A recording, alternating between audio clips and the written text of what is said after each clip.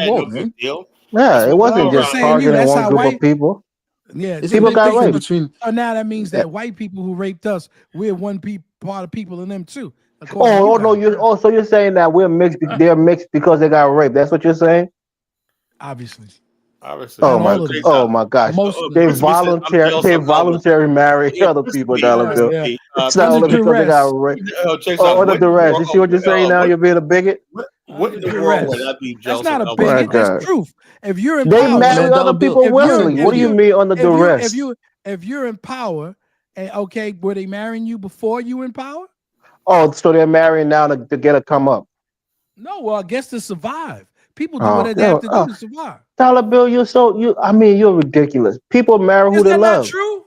Oh, No, get I'm out of telling you, here. people marry who they love. You think I that know, this nonsense that you and Kyla believe Stockholm that syndrome. America, Liberians don't love Native or they can't fall in love with Native and marry them? That's not true, bro.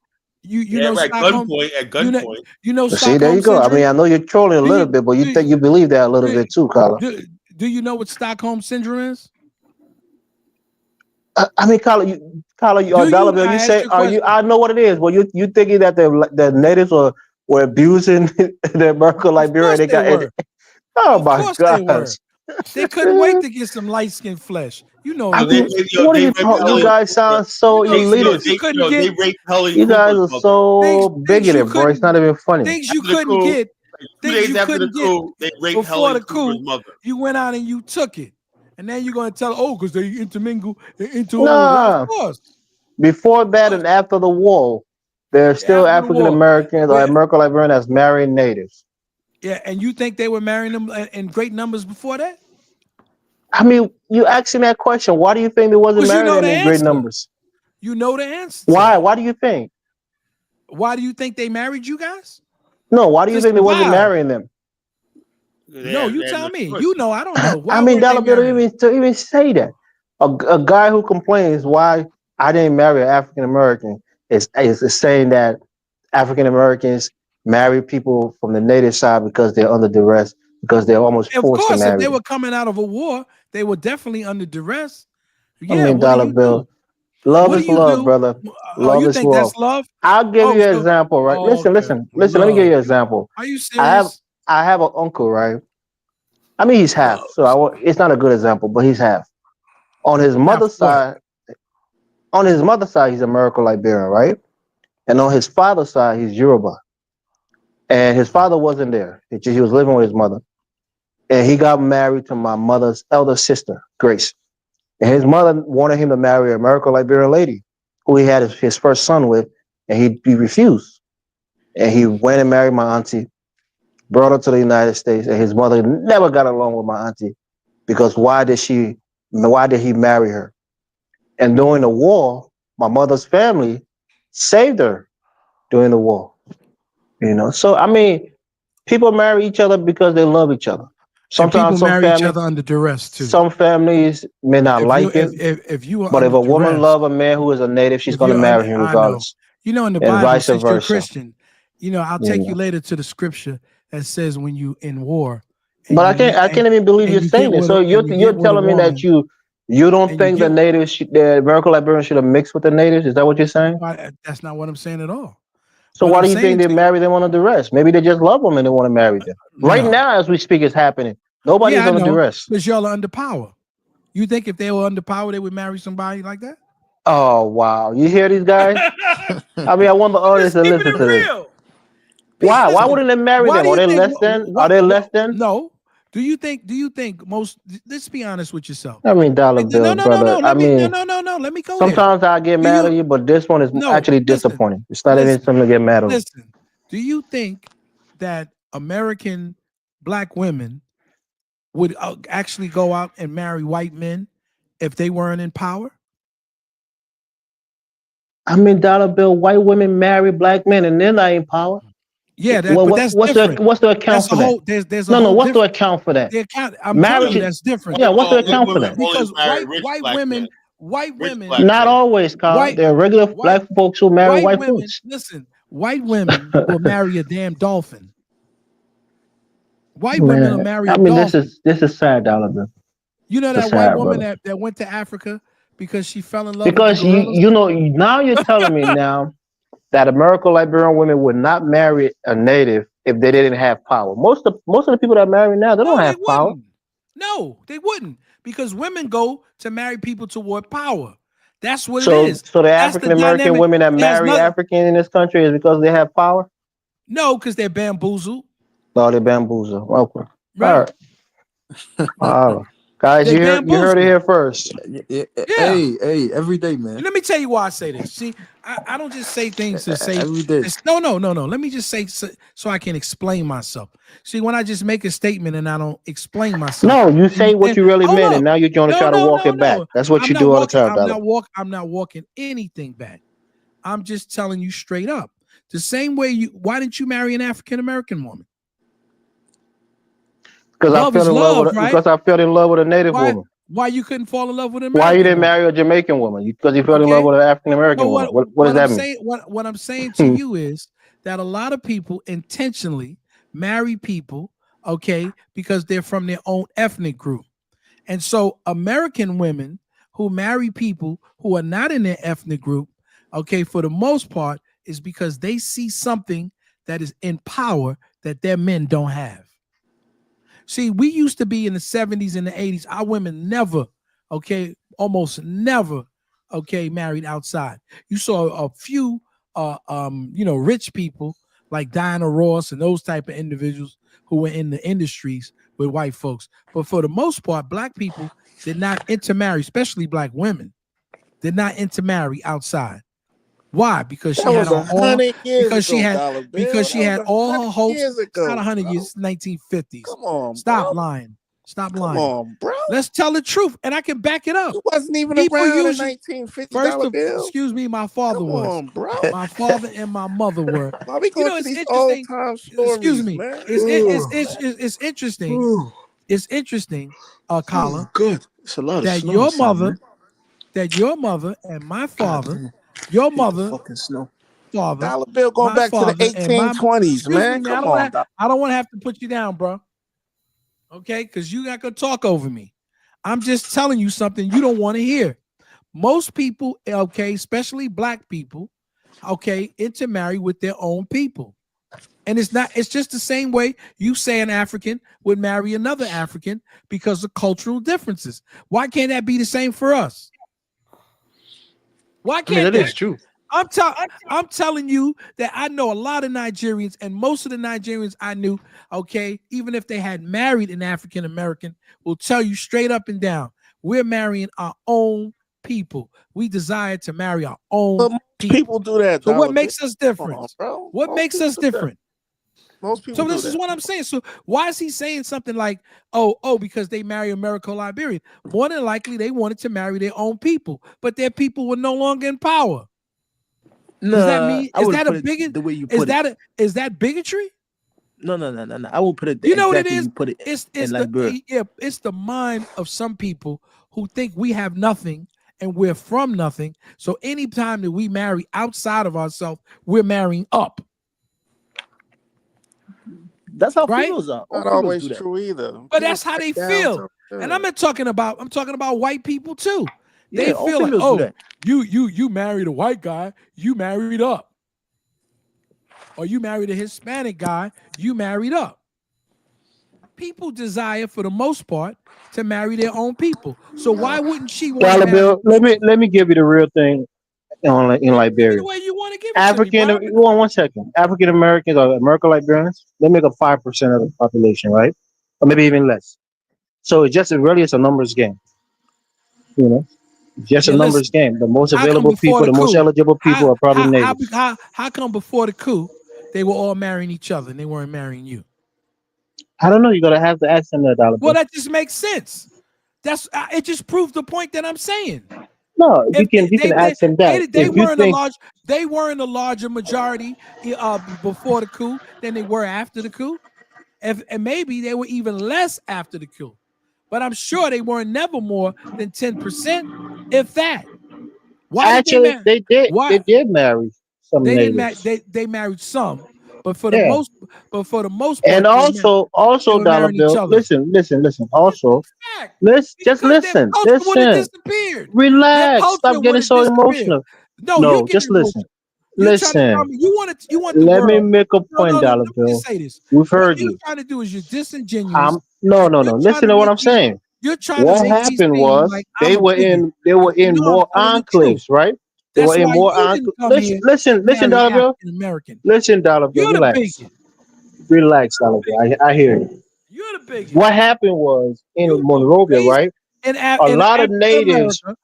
You was chose not not to living in marry. Monrovia. You chose But not to after the marry war, an African everybody American. was living amongst each other. Of So you course, have more people in you were closer living amongst proximity each to other each other. because you were in power. If you didn't do No, because the country you was more opened up. There wasn't no not places where open natives couldn't be a part of. exactly. There wasn't communities where natives couldn't live anymore. Everybody why was would in they close marry? proximity with each other. And the power was in the Most hands. before the coup, most natives live in their counties, All out in right. the hinterlands. So they didn't really intermix with the American You want to Liberian ladies. But after the you know what it war, is? You know what everybody intermixed and more you, marriage happened. you know So no that's another everybody reason why. intermixed. It was the people who had in power, the control and the power. That's what happened. That's what happens in all societies. Dollar Those Bill, what I'm trying to tell you also is that these trying to native make people who are marrying American Liberian, these people don't have political influence or political power. They're regular people. oh They're not marrying presidents and senators and representatives. They're marrying regular people. That's all. okay. You're not listening to what I'm saying. Like the Because Creole you know people, what? huh? You don't want to listen, right? What's your see, this is your aim and your objective is try to say that I'm a bigot, but you're the one who lives in a place Don't where there's less don't project less on me, less Dollar Bill. that's less Actually, no. I native live in a women place with the highest concentration of Liberian. I live in yeah, and then communities and no African enclaves. and no African Americans I didn't fall in live in love that with an area. African American lady, Dollar Bill. You live in I New know you York. didn't New date York is full one. of immigrants. You No, New didn't York is date full of one. immigrants. I dated Jamaican women. You didn't date Yeah, but American you women. didn't marry You them. so what? But I didn't mean Okay, that. then. That But doesn't mean that I are you wasn't telling me it's capable of forced? marrying It's them. a must that I must date an African American lady? No, I know. Is it a So must? what I'm telling you is you have no right to sit up here and call me a bigot when you're a No, I'm bigot. not calling you a bigot because you didn't marry an African lady. I'm calling you a bigot because of the hate that you're spewing against I'm Africans. calling That's all. the first of all, is no hate that I'm spewing against anybody. I'm just telling the truth that people don't want to tell.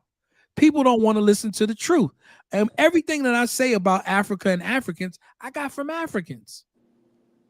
They told me.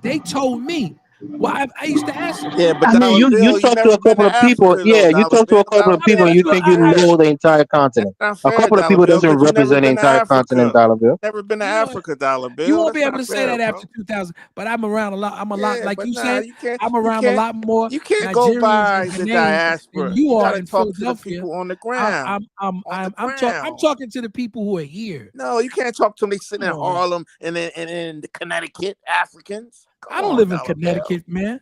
What are Come you on, talking Dollar about? Bill. You delusional, bro. Man. You got to You talk to some delusional. continental that never Yeah, left man. Africa, brother. Oh They man, they yo, think totally get out. different. Jamal, you 5 minutes from being removed down, No, I'm man. just saying Because you I talking mean, Dollar smack. Bill, you can't bro. be threatening people, man. Why did Carter give you this power, man? Carter, you gotta take Because it it's an back from him, African man. American thing. That's why. Yeah, you put that You game want to on know? Carter, and now you There's put no that game game. on Carter, and now Oh, you give up the control. the game that your people run with each other, the game you try to put on me. Stop trying to play games with us. What game, Dollar Bill? I ain't put no game on you, Trying to bro. What play are you talking games. about? Stop trying. Stop. You're not gonna do the white divide and conquer bullshit. It's not Nah, gonna I'm happen. telling you, what you're It's talking not about, gonna this whole happen. marriage thing is kind of embarrassing, man. A Oh, person I like hear you. yourself, it's I hear ridiculous that you. you have that point of view. Okay. People live amongst each other, they intermarry, bro. I It's hear just you. natural. I hear you. Yeah. That's a damn lie, and you know it. What do you mean? Damn That's lie, and you regular know it. human behavior. You If, moved the, across from African if American you're in women, closer and you didn't even proximity to date one. people, you get Stop, married to man. them. You the bigot. You never even How am I dated a an bigot? African You think American woman. every African in this country has Oh, dated African American, or every African American who live in a mixed community has dated the people from that community? Come on, man. you just told me. Most black You just women may told me. live in white You. communities and never date white people. I guess. Are they bigoted? I guess you didn't hear what I said when I first got on this show, and I talked about the situation with African Americans dating and African American women dating African men, and how African women don't date African American men. Okay, in New York. I think I explained that. and you can say that again. Say that again, Dollar Bill. I didn't catch it. Say that. African American, how African continental African women do not date African American men in New York. Explain that. I knew a few African Liberians in particular who have dated African American men and have children with them. I know a couple that's married to I'm them. not talking about So Liberia. you're just talking about New Liberians York. is a whole different thing, and I'm not even talking about No, Liberia. but when you say African, that's what I'm saying. You got to be specific. And you only live in New York. Ghanaians and You Nigerians. only live in New York, Dollar Bill. In other places, you might see a different result. That's not true. I go How all can you say down that's not true? You only live in New because York. you're assuming that I only live in New York. You're assuming that I only go to New York. I have relatives that live in the South, and I'm telling you, I know people, and anybody. I defy anybody to come and tell me where African women from the continent who live in America date African American men. And then if you keep persisting on your lie, I'm going to go on the internet and let them tell you themselves. But I think the only problem I could do. You are making some good points, but I think the only thing is I guess I gotta look it up. No, I think Jamal, have you ever dated an African woman or had a desire to date one? I think it's a small sample size though. I don't think in we New have York, hold on. Let me Small finish. Sample size. I don't think we. The only place that has more Nigerians and Ghanaians in New York is Houston. Hold on, let me finish. Not a small sample size. That's what I'm saying is I don't think we have a large enough. And do you think there are a lot of African American women dating Ghanaians? Of African women in Houston? United States, right? Think about it, right? A lot of Nigerians are they're in Houston, right? Most African Americans don't live in Houston, right? Most African Americans ain't in New York City. Hold on. Listen, most African Americans ain't in New York City. Then the ones we see, right, in DC, most of them are Ethiopians. Live in New York, Jamal? Hold on. No. You live in New York, Jamal? I live in Philadelphia. Most African Americans do not live in New York City. Do you agree with that? Jamal, do you see African girls dealing with African American men in Philly? I guarantee you probably do. Well, that's what I'm trying to say. The nuance to it. Hold on. Liberians is different. I'm gonna say Liberian class is different. They're not like Ethiopians, right? Because Ethiopians, they tend to be with their own people. Somalis tend to be with their own people. Liberians tend to assimilate. Some West Africans that are Muslim in Philly, they will get with an African American man. That's why I said the sample size we use, we don't add no nuance to the conversation. That's what I'm saying. Dollar Bill just says African. Hold on. We're lumping all Africans in together. And I think that's doing Africa. I said that's a lie. I said specific. You're lying, and I'm not gonna let you lie. No. You old Dollar Bill. You 60. Lying. You wasn't even dating Africans in your time. I know more Africans than you do, Dollar Bill. Stop it. You are full of shit. Come on, bro. You 70. You wasn't around Africans like that. Come on. Are you serious? This nigga's crazy. First of all, you don't even know. You was a grown man. You was a grown man by the time you been around Africans. Come on, bro. Are you an idiot or are you an imbecile? Tell me which one. When did most Africans come to America? When did most Africans come to America? In the 80s, idiot. Oh, the 80s. You was a grown man in the 80s. You wasn't in your prime, Dollar Bill? Yes, I was in my prime in the 80s. Dollar Bill, you got a brother in the chat who is African American who married to a Liberian woman for over 20 years. I'm not talking about Liberia. Experience Liberia. You know what? Let me just Liberians are African too, Dollar Bill. Let me put Liberians are African. You're not listening. You're not listening. So let me just try to reiterate. And the dummy, I said most African Americans don't live in Houston. Most of us don't. Most migration of Africans that came to America came when I was a young man in my early 20s. In 1980, I was 15. How the hell you think I'm 150 years old? You got to learn how to count. Yeah, but maybe they don't have a good education. They're just getting here.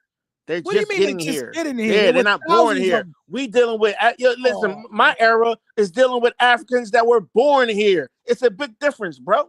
A big difference. Come on, bro. You talking about you they just getting off the boat? Here, that means you talking about some that's just getting off the boat. That's not your experience, Dollar Bill. Crazy. Come on now. You didn't grow up with African music. Come on, bro. With Burna Boy on the radio, bro. Come on now, stop was it. out before Burna Boy on the radio and Afro beats rolling and stuff like that. Come on, bro. You didn't know who Fuller Come was? on, bro. Man, I'm not gonna talk to you, bro. Stop it, bro. You talking crazy, and you don't know what the Now hell you act like y'all was all Africaned out back then. Come on, bro. Stop it. Do you want me? We used to walk Stop it, around bro. with dashikis and the red back. No. Yeah, Negro, you don't know what you talking about. Yeah, tethering. You don't know. You guys were tethering. Y'all wasn't around Africans. Y'all were tethering. Come on, bro. Had to mute you, bro. Sorry. Because you tripping. Y'all was tethering, man. That's cool. Hold on 1 second, man. Nobody was tethering. Stop that bullshit.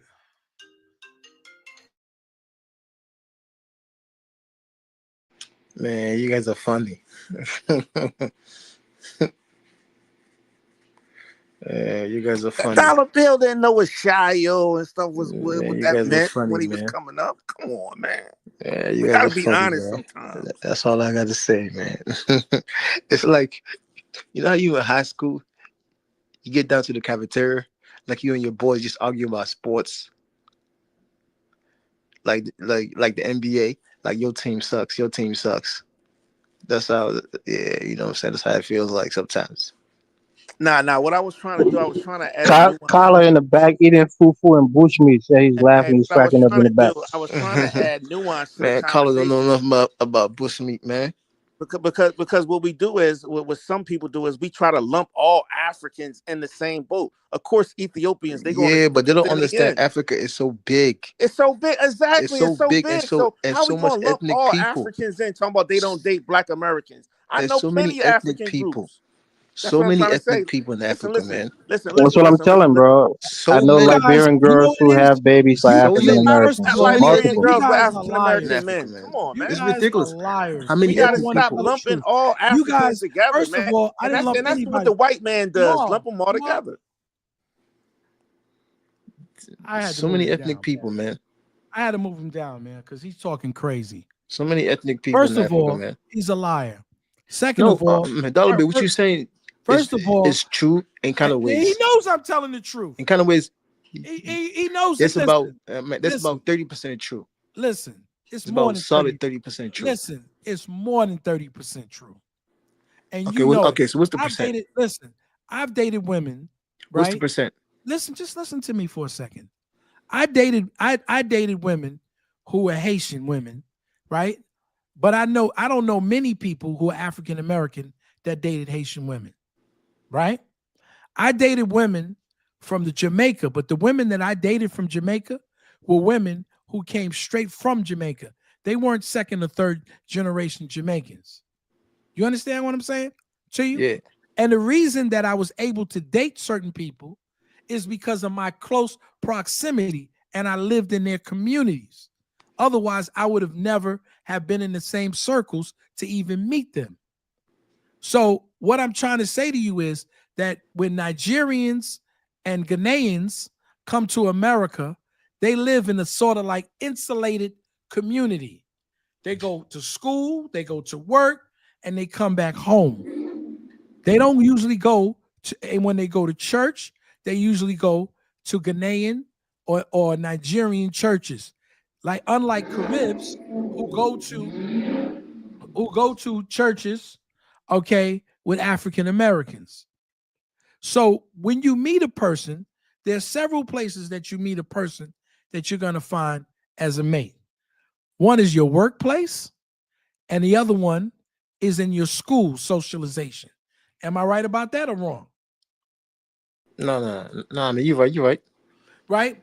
So if you don't live in a predominantly community or immigrant community, the chances of you meeting someone and engaging someone in that community to form a relationship with are very null and void because you don't party with them, you don't socialize with them, you don't go to church with them, and you don't live in close proximity to them. Right? So am I saying something that's strange? No. Right? And you know it to be the truth. Listen, I'm an African American. I don't come out and lie and tell people to come and tell, oh, there's a bunch of people from the continent who are engaging and marrying and dating African American men. I know it's not true. And there's a lot of reasons. Let me tell you what a woman said to me recently. A woman that I used to date years ago was explaining to her daughter that she used to, that we used to date. And the daughter knew about it, that we used to date. And she said, yeah, my boyfriend was an American. She told me recently that her daughter thought all these years that I was dating, that she was dating a white person when she said American. She was astonished to find out that she was dating a Black American. You understand what I'm saying? So, Yeah. So when people come out here and start telling lies, that's when I draw the line. Tell the truth and let things be the way they are. People have certain stereotypes and situations when it comes down to African American men, and they don't date us. Let's not lie and say they do, because they don't.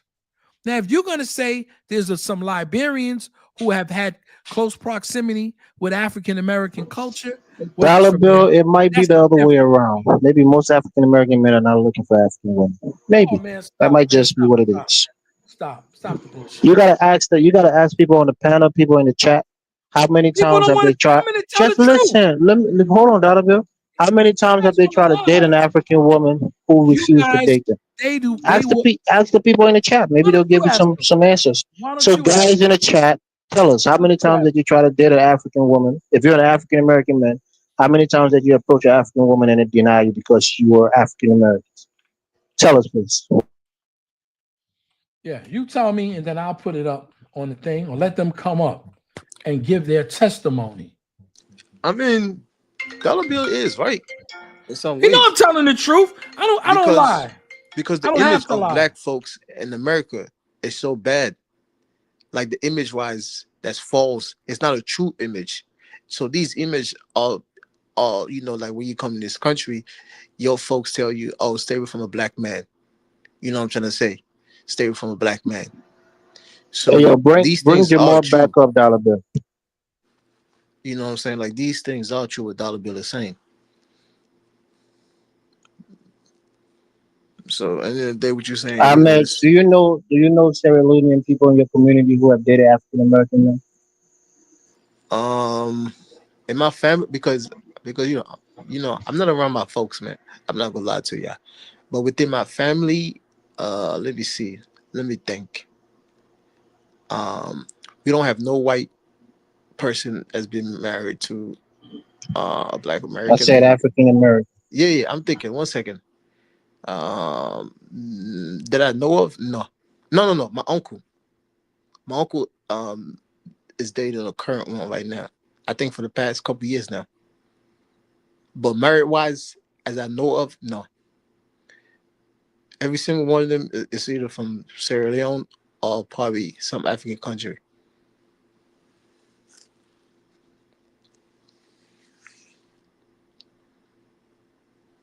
Yeah, so but then it goes back to culture. Listen, at the end of the day. You know why I know? Because any woman that I've dated out in those cultures, I was the first and only African American man they ever dated. Yeah. But Dollar Bill, and listen, your image exactly. is terrible, and we've right? had those conversations. We've had those conversations, okay, about culture and certain things. For instance, let me just tell you this one thing.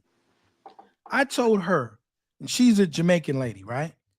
I told her when I graduated from college, there was this that I liked, this Jamaican girl. I think she was like a first or second generation Jamaican girl, because I was a boy, I was still young, because I was like 19.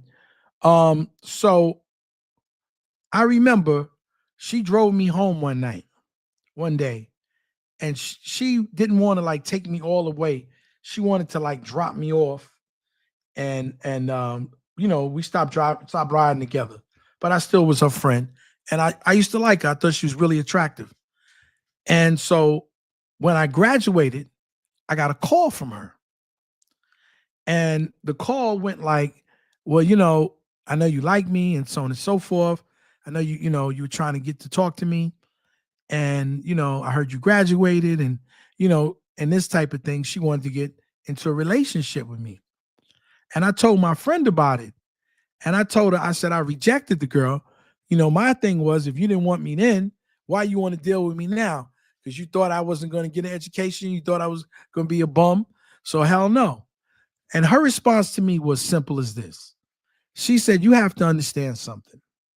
When you come from an immigrant family and you go to college and get an education, your family is looking at you and saying, you can't bring home a guy, okay, who's just any guy. You got to bring home a guy that has some type of potential.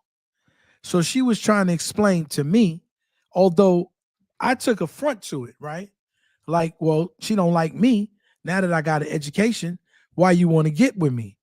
But she was trying to say it wasn't that the girl didn't like me. It was the fact that she couldn't present me to her family, okay? Not knowing if I was serious or I was going to really become a college graduate. You understand that? Right? What she's saying is she's gambling. So exactly. She has to present somebody that's at least serious about their life. So she has to like gamble with her family. So she's not gonna just bring Dollar bill anybody. is like that in Africa. Some families want their daughters to bring home, So let's not high, sit quote here unquote, high and value men. let's not But sit it's not here. just you. It's not just It's not African about me. Americans. I'm not taking it It's personal. about the family. Yeah, but they don't do that with white people in America. They don't. I know. Listen, if I didn't Because have of the false image. if I didn't have white friends who date African women, okay, then I would say, you know, that's understandable. But I know it's not the same. They don't hold us to the same. They don't hold them to the same standards that they hold us to. Because of the false image. Okay. So listen, there's reasons why, right? It doesn't mean that they hate us. It just means it is what it is. Let's stop sitting Mr. around James Brown, huh? and faking it. Mr. James Brown. And faking it What and it is, saying what that it it's is. something that it's not. It is what it is. But So I if you're think gonna Elvis, tell me, Elvis, you know, think, people no, don't want to Elvis made tell a the good truth. point. Listen, Elvis made a good point, and I think we all kind of missed it, right? Yeah, When but he they're not mentioned- gambling hold when on, they're dealing hold with a on, cracker. Hold on, let me finish. They're not gambling. Listen, Hold on, you you deal. just went I off the see them take. Gambling, bro. I will see a fine African girl get with a cracker who looks like a bum, right? She's taking a risk too, but in her mind, she's not. So don't you understand what I'm saying, Kala?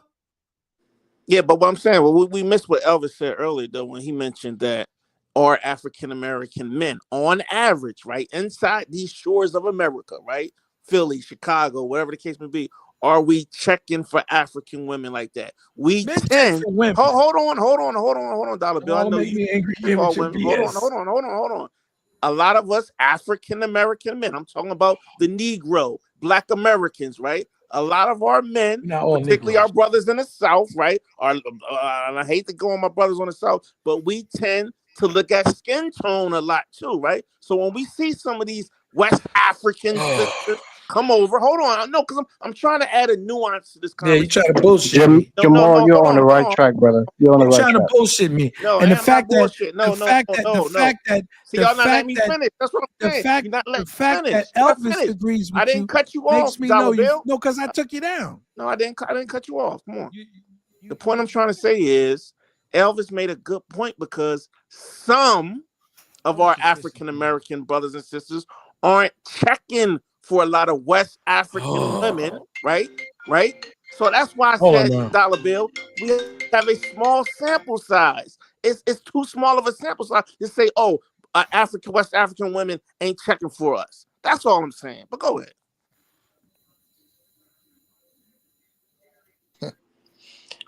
You know what? And a lot of it has to do with skin tone and colorism and stuff. That But is true that's too. different layers, and image. though. But And that's image different too, layers. as That's well. different layers to it, though. Come on, Yeah. but y'all don't want to talk about that, though. But go ahead, it's cool. Yeah, but Dollar Bill taking it personal because it looks like since he from New York. I'm not taking it personal. I'm just saying the fact. No. And I'm telling the truth. Facts. And people, Anecdotal. it's not anecdotal. It's Anecdotal is true. not a fact, bro. All right, whatever. This true. Dollar bill, just based on the numbers also. You're African American. Hold on. Let me make my point real quick. You're African American man. You make up like maybe in a predominantly African American community or neighborhood. There's probably 90 or 80% of African Americans that live in that city or in that community. The chances are you're probably going to end up with somebody from your own ethnic group. Africans only make up a small percentage of most communities that they're part of. Thank you, Elvis. That's all I'm saying. There's a lower chance that you're going to run into an African lady who you might like, even going to school. The majority of the people in school are not African. You live in a white. You got a small sample size. It's somewhat sample size, Dollar, but that's it.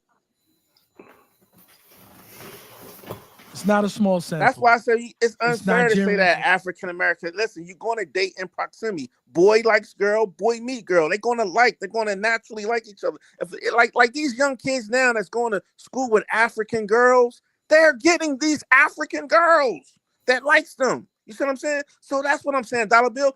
For you, and I respect what you're saying, right? You necessarily wasn't going to school with African girls. Let's be honest here. You know, I ain't talking about the little one or two. I'm talking about these. See, some of these young kids now, they got 4, 5, 6 African girls in their classrooms and stuff like that. So it's just a different era. So we got to stop saying, oh, they don't date African American men, because you're pushing white supremacy. Ultimately, is what you're doing right now. No, I'm telling the truth, and you're a liar. No, you're not telling the truth. You're telling your era from your experience. I'm telling the truth. I got the second highest agree. You know what? I'm gonna start bringing Africans up here to show you're a liar. Stop saying that lying term. It's your anecdotal experience, your neighborhood. Get outside your neighborhood. Your anecdotal experience is not indicative of the wider group. You know that, Dollar Bill. Exactly, Dollar. And Jamal, you're very right. The more we went to school, even when I went to school here, I saw African girls dating African American boys. I saw that. It happened in my school. And that's probably because we have a higher concentration of Liberians here in Minnesota than any other place in the United States. So you probably see more here in this state than other states. There are Somalis who date African Americans. The ones who are not really religious, they date African Americans. Yep. They date other Africans. In certain places, they probably don't, because first African girl I didn't meet until I was out of high school.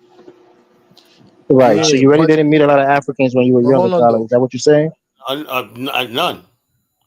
I was growing up. First African girl I met when I was like 19, like a year after high school. I was 19.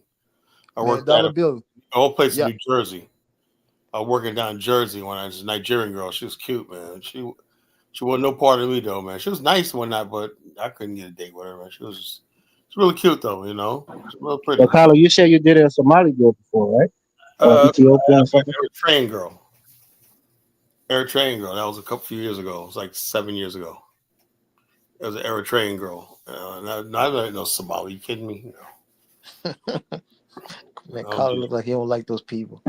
They're all related, Kylo. They're all shitty people. Look. The bottom line is this, man. To me, Ethiopians look too Arab. You know, they don't look black enough to me and whatnot. Eritreans, they look there, but they remind me of like Creole or real light skinned black people. You know, more than some Ethiopians. Some Ethiopians look like that too, but some of them look like straight up freaking Arab and European women. You know. And I don't really get down. Same thing with Somalis. You know, they look like, you know, you look at them. Tyler, to me, the average Ethiopian don't look good. I guess because I see a good percentage of them. A lot of them don't look good to me. Like some of them are cute. I said these 2 Ethiopian girls. I was doing Uber like 8 years ago when they were like, oh yeah, they were basically like all into Beyonce. They're like, we love Beyonce. We want to be all like Beyonce. When they were from DC, you know, down the ocean front. They look cute too. They're pretty, you know, but so I really like West African and second and third generations are most likely to date out of their group. First generation are either just too used to their men, or they have certain biases and apprehensions. Check this out. The Eritrean girl that I was dating, right? She was freaking drop dead gorgeous, right? Anyway, I was getting my certifications for my business, right? And she was working for an Eritrean company, right? And I was basically like that. So we was talking. This freaking white guy, man. We're sitting next to each other in the class, this white guy was an instructor was like basically trying to clown me on me and whatnot. And he was saying stuff like, see if he was trying to rob you. And I'm like, why the fuck are you using me as an example? See what would you do if you saw this guy in the back alley? I'm looking at this guy like, man, if you don't your white crack ass up whatnot. Anyway, she didn't buy it, man. She knew what he was trying to do, trying to clown. Yeah, he trying to play you. Everybody else. Anyway, she didn't know that. But anyway, we started talking when she worked at 7-Eleven. Went to go see her. I see her every night, whatnot, And she was basically like, yeah, the men in my community. All of a sudden, these Eritrean guys would come in like, Elena, blah, blah, blah, blah, blah, blah, blah, Shnagalaga. She had no interest in these guys, right? The only reason why I really didn't get rid of her whatnot, she was really Christian, She was like really wanted me to get into the Bible and go to church. That would have sealed the deal. I was like, yeah, I'm going to get that. But she was That's good, Carla. You should have been a Christian, Carla. Say, It would have served you. It would have taken away some of your bigotry, Carla. I'm a Christian, but I don't have to go to nobody's church, man. He She wanted me to go to her church. He likes to be a hypocrite. That's why he likes Christianity. Yeah, I know Elvis. So So look. So anyway, she was real pretty. Really gorgeous. She like a dollar bill. I love the Lord. That's all. But the bottom line is it. But Ethiopians. I just I feel a more connection with women from the Congo and West Africa. That's what I feel a connection with. That's just me. Listen, I want to ask you a question because these crazy people like Jamal, man, who's out of his. I love him, but he's out of his damn mind. Okay, listen, I don't live in a small sample size in New York. I live in the second largest part of in terms of population of Nigerians and Ghanaians in the United States here in America. Okay, in New York City. So please stop the cap about this small sample size. Now, we have a small sample size out here, but New York, a lot of. I have a lot, and I know a lot of people, and you know what? And so first of all, Jamal is so crazy. In the 1980s, okay, you had a lot of African immigrants, okay, who were my age and I was in my 20s. That's when they started coming here. They started coming to America. I used to go to a lot of African parties. My favorite African party that I used to like to go to is when people die, when they have those death parties, and they're celebrating the death, they party, right? And so I worked around lots of Nigerians. Okay, and I know it's called a repast, dollar bill repast. Okay, I know a lot of Nigerians that I worked with. I went to school in the 80s. Okay, for the most part with Africans and Caribbeans. In fact, I was in the how can I say, I was in the minority in terms of Black people. It was okay because there was more African American women who were going to school with me, and the other people were usually from the Caribbean or from Africa, the other males that went to school with me when I graduated from college in 1989. So for someone to say that I don't know enough Africans or I don't know that many Africans, he doesn't know. You go to City College, right? I went to my cousin's graduation in City College, right? I went to our own. I went to Westchester County. Right. You went to that college right there? Mm-hmm. Okay, I was there in 2010 for the graduation. Were you there? No. My cousin was graduating, right? Chuck Schumer I graduated in was there. 1989. Well, I know, but I'm saying people come back and just go there. There's a lot of people. Hold on 1 second. Okay.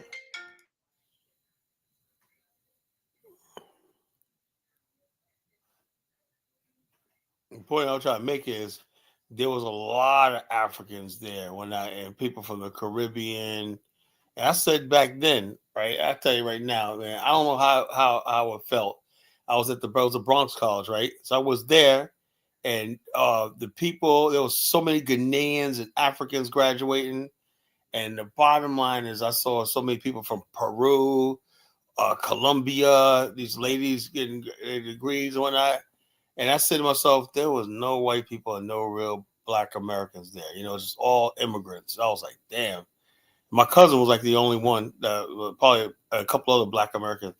But Governor Patterson was there. Chuck Schumer, that asshole, was there, and a couple other people was there when I giving speeches and whatnot. Patterson's a black governor of New York. He was blind. Oh yeah, Right? Basil He was Patterson. there. He was there. You know who he looks like? He looks like David Hitt. That's who David looks like. Yeah, you know, they could be his twins. father was a politician. Yeah, so he spoke, and Chuck Schumer spoke, and everything like that. As a matter of fact, that was David Patterson. His father was Basil Patterson. I remember. Yeah. And so anyway, the when I was there with Dollarville, there was so many Ghanaians that were giving speeches, Africans. I was like, wow. I said to myself, that is a new America, man. You know, because I didn't see myself, my cousin, a couple other people. I didn't see no black Americans. I just saw all Africans. So what year was this? 2010. So you can imagine how college looked back in 1989 when I got my bachelor's degree. You can imagine. So all you saw was foreign flags. Yeah. So this stuff. Listen, I remember we had I was in the African. I'll let you speak just 2 seconds. You know what's funny? Well, Rudy is calling Jamal Big Black because we always say they both sound alike. He doesn't know it's Jamal. He thinks it's Big Black. So read that comment. I don't. Which one? I just put one up. Elvis and Big Black: the relationship integration U.S. amongst so-called AA males and continental African women can be more easily come about at colleges, especially HBCUs. I think that's just the opposite. Black I organizations. think in colleges people segregate themselves. I'm just. Let me just say this. I didn't want to. Can I say this? I didn't want to say it, but I'm gonna go on and say it. Most of the women the people that I know that dealt with African women actually met them on these integrationist sites. And you would be surprised the things that these women say. Okay, not just African American women and continental African women about African American men. So you talk about white supremacy.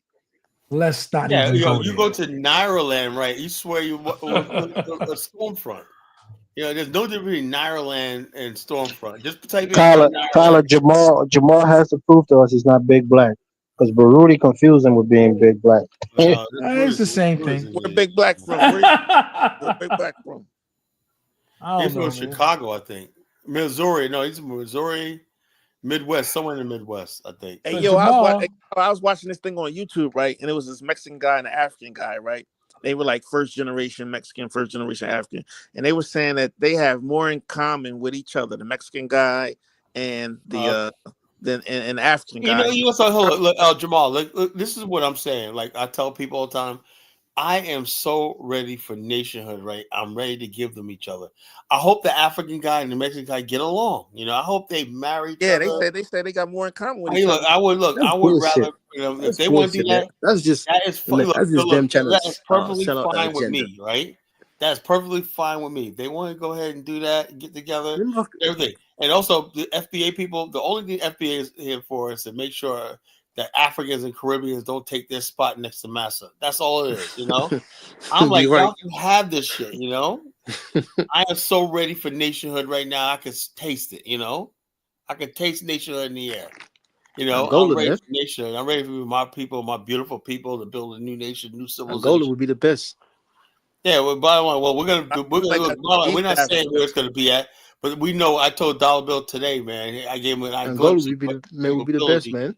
We're gonna be able to do it. It's gonna happen. You know, the bottom line is gonna happen. You know, maybe not brother like Brother Hit says, but you know, I have my own method. I know it's gonna work, you know. So it's gonna happen, you know. So the bottom line, main thing is Black America has to get to the point where it's just tired of all this shit, you know. I'm like this. Here's something I really do believe my people, based on everything I know about my history, we're capable of being about it, and we're most happy when we're among ourselves. You know? You know, it's funny. I'm looking at some of these streams. And I'm looking at this. You see Afrodamus's last stream? No, Serge Ibaka. Remember that guy, Serge Ibaka? No, I don't remember. Serge Ibaka used to play for Oklahoma City. He's a basketball player. He's a basketball from Congo, Brazzaville. Yeah, from the Congo. He looks like an African American. And then they got him on here. The real reason African men date Black American women, but never marry them. You know, very interesting. Very interesting. Yeah, because he dated Carrie Hilson for a long time. They got engaged, but he never married her.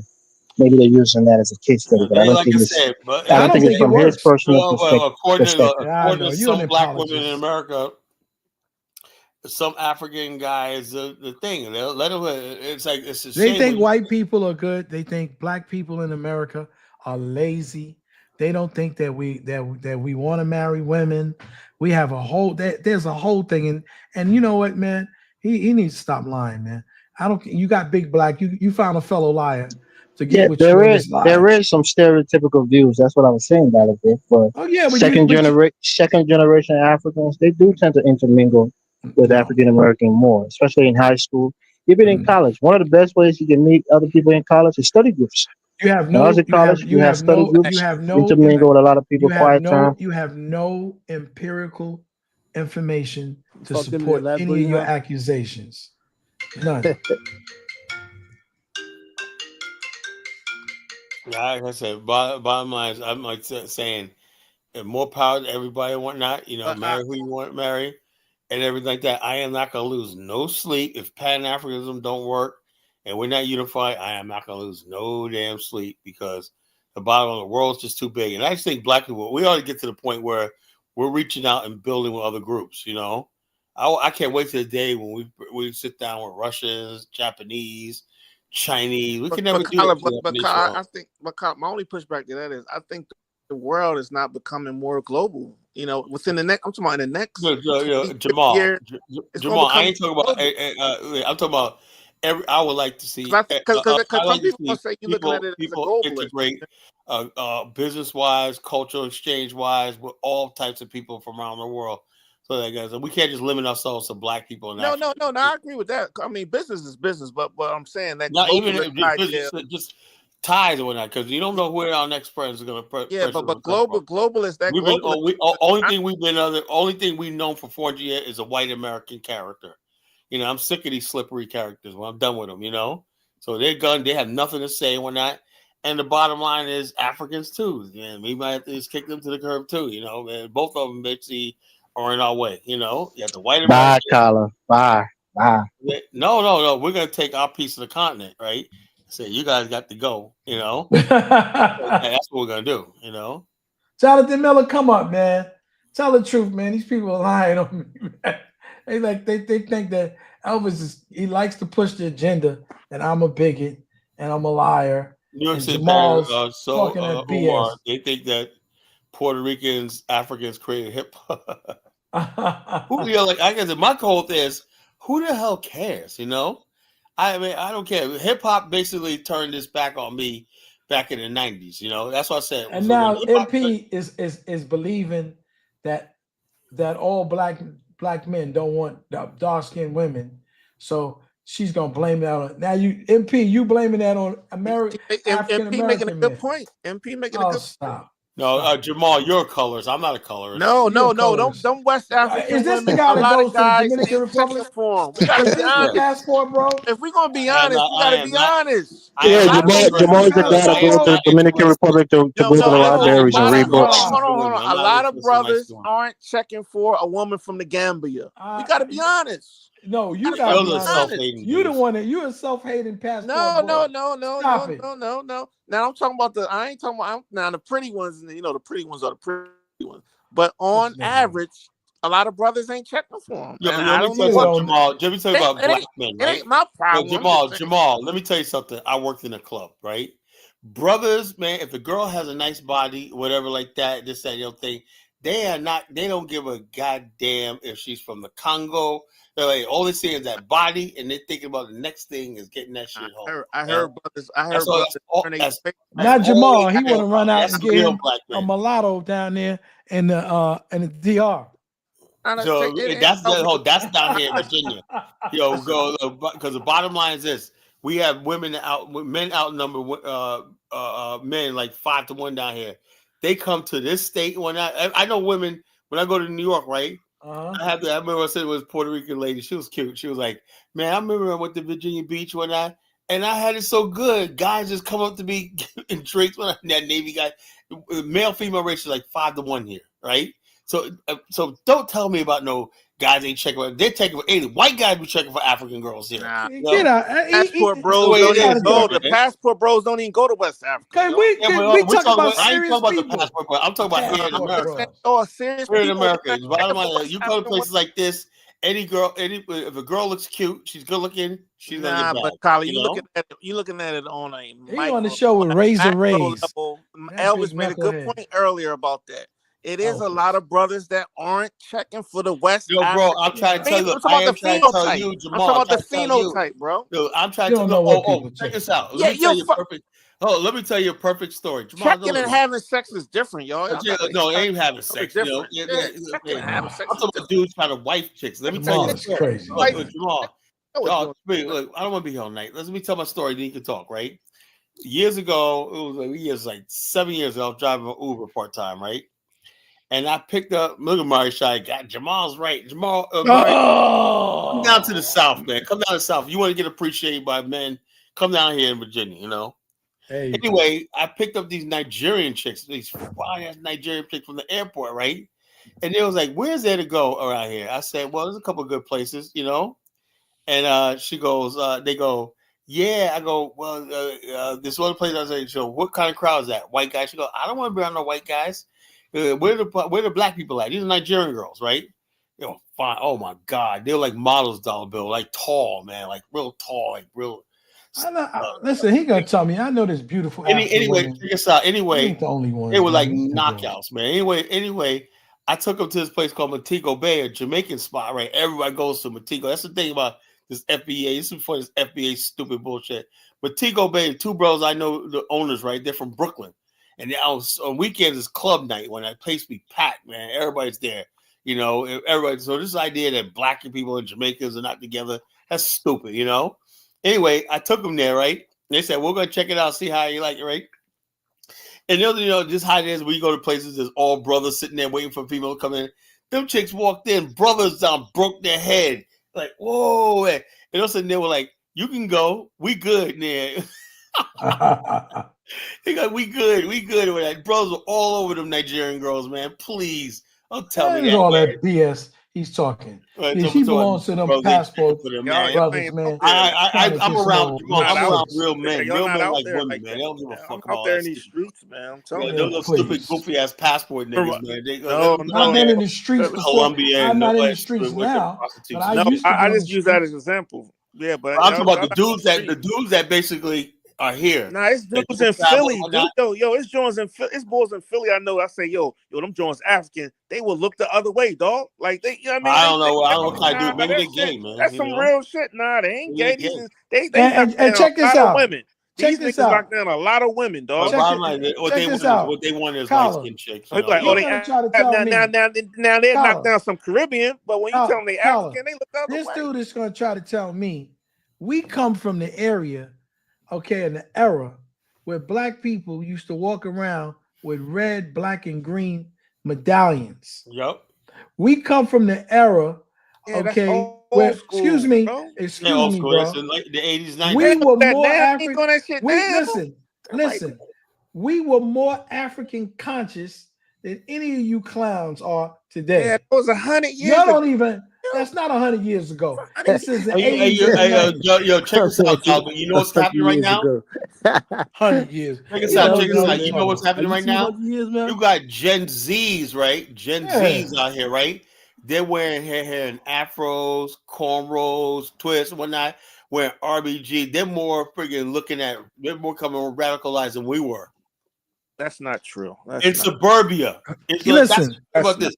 Who was one of the best basketball players? Black kids and whatnot with real black nationalist ideologies, dress, everything. Well, some new kids, not these people. His era, 40-year-old cats. They got the Tariq Nasheeds. They got all of these. I know. I don't know what Jamal's at. I'm around them all the time. And some of these black go on TikTok. Some of these young black people in their early 20s, they're radical, and they're pro-black and whatnot. I don't know what you look at, Jamal. I'm around this generation produced Tariq Nasheed.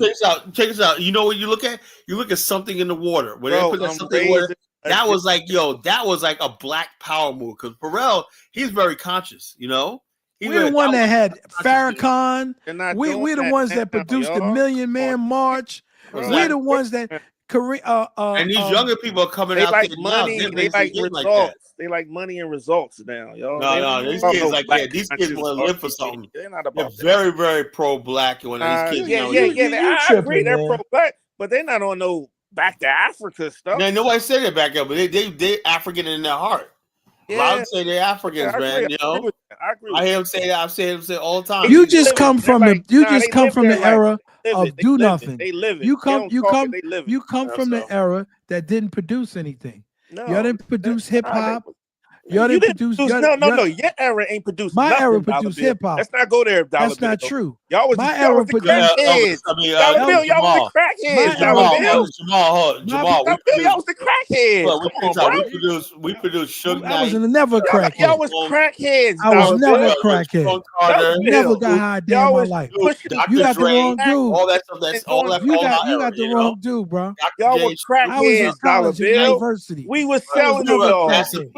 We the ones that create the hip hop mogul. We made the hip hop dollar bills. Come on. I never sold drugs. No, I said we was selling to y'all. Y'all was the. No, you wasn't selling to me. We was selling y'all. No, you wasn't selling to me. I don't know anybody. I wasn't getting high. I wasn't selling drugs. I wasn't selling drugs. You got to miss me with that. I never got arrested and never been in jail. But y'all was the crackhead generation. I was never. No, I was not. Crackhead generation. But check us out. We're the ones who created the first millionaires in hip hop. Before that, nobody was creating hip hop and making money in hip hop before we came along. Nobody was making money in any music. They were all being exploited by white folks. We showed that you could make black music and sell. First TV show, Will Smith. I'm like in prime time. We produced the Cosby Show. We produced all of it. We did everything in our generation. We had networks full of black people. We produced Denzel Washington. I think y'all generation. We produced. We produced. My family turned out good, man. I don't know about we produced Spike Lee. So your generation is the generation. Y'all was getting high. No. I never smoked. I wasn't getting high. No, I said no. Everybody wasn't getting high. See, that's the thing. That's the thing. That's the problem when you get your history from YouTube. I was getting high, Dollar Bill. Come on, that was clowns, bro. Man. The clowns were getting high. I was in college. Let me tell you, at one time, I didn't even watch TV for 5 years. But Dollar Bill, you can't you can't take credit for all the crackhead generation now. Come on, Dollar Bill. I don't know the crackhead generation. My era wasn't no crackheads. My era wasn't doing no crack. That shit was whack. Your era was doing all. Your era wasn't doing nothing. Your era saw was the dollar bills getting high. We was like, we ain't fucking. No, with you that didn't see shit. dollar bill getting high. You didn't see me getting high. No, I said your generation, bro.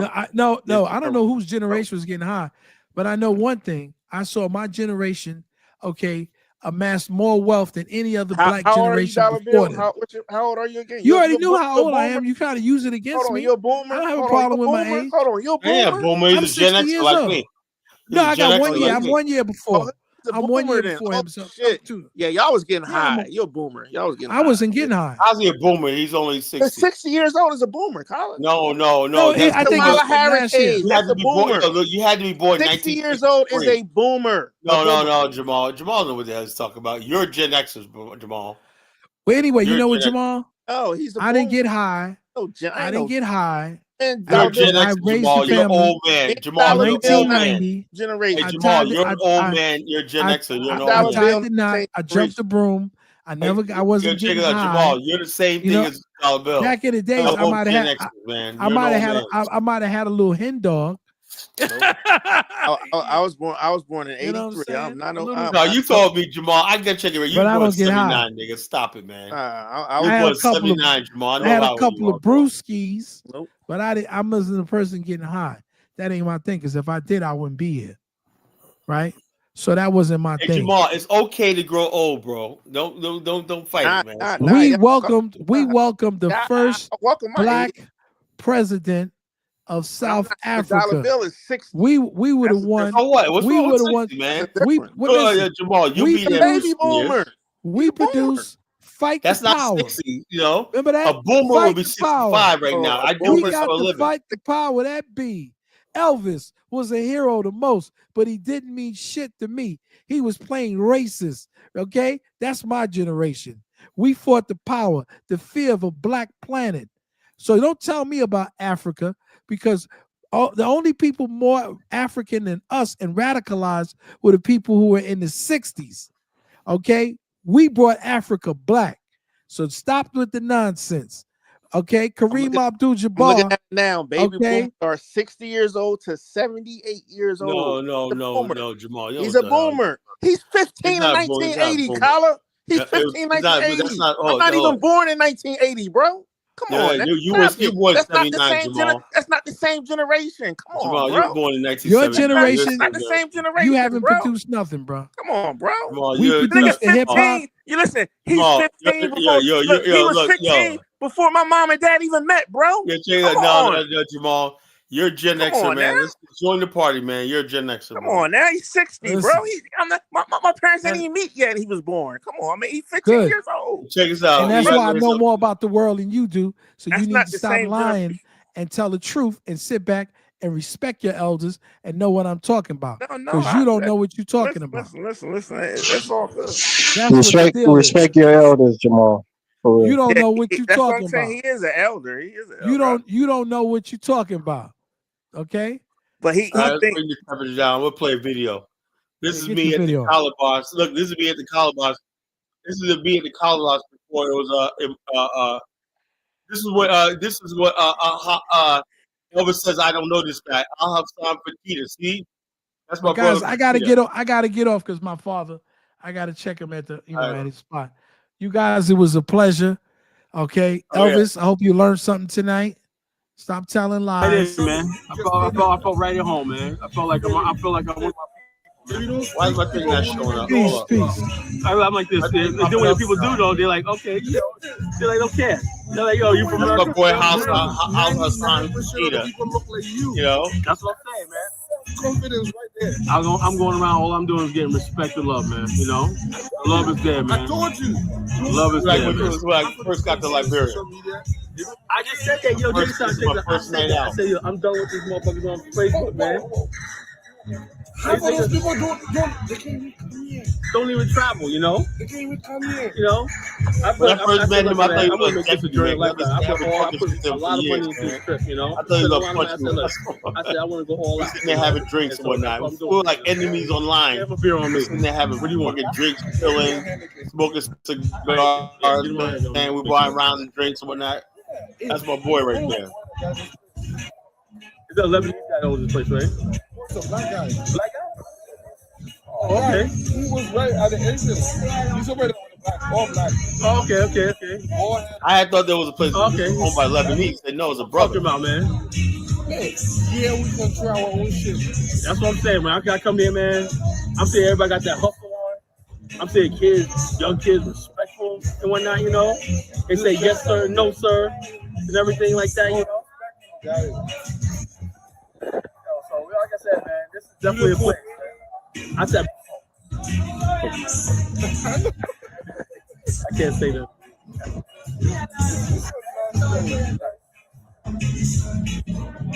You're beautiful, baby. The place that guy. I say you're beautiful. Angus, right? Angus tonight. The mansion there. They're where a lot of people go there.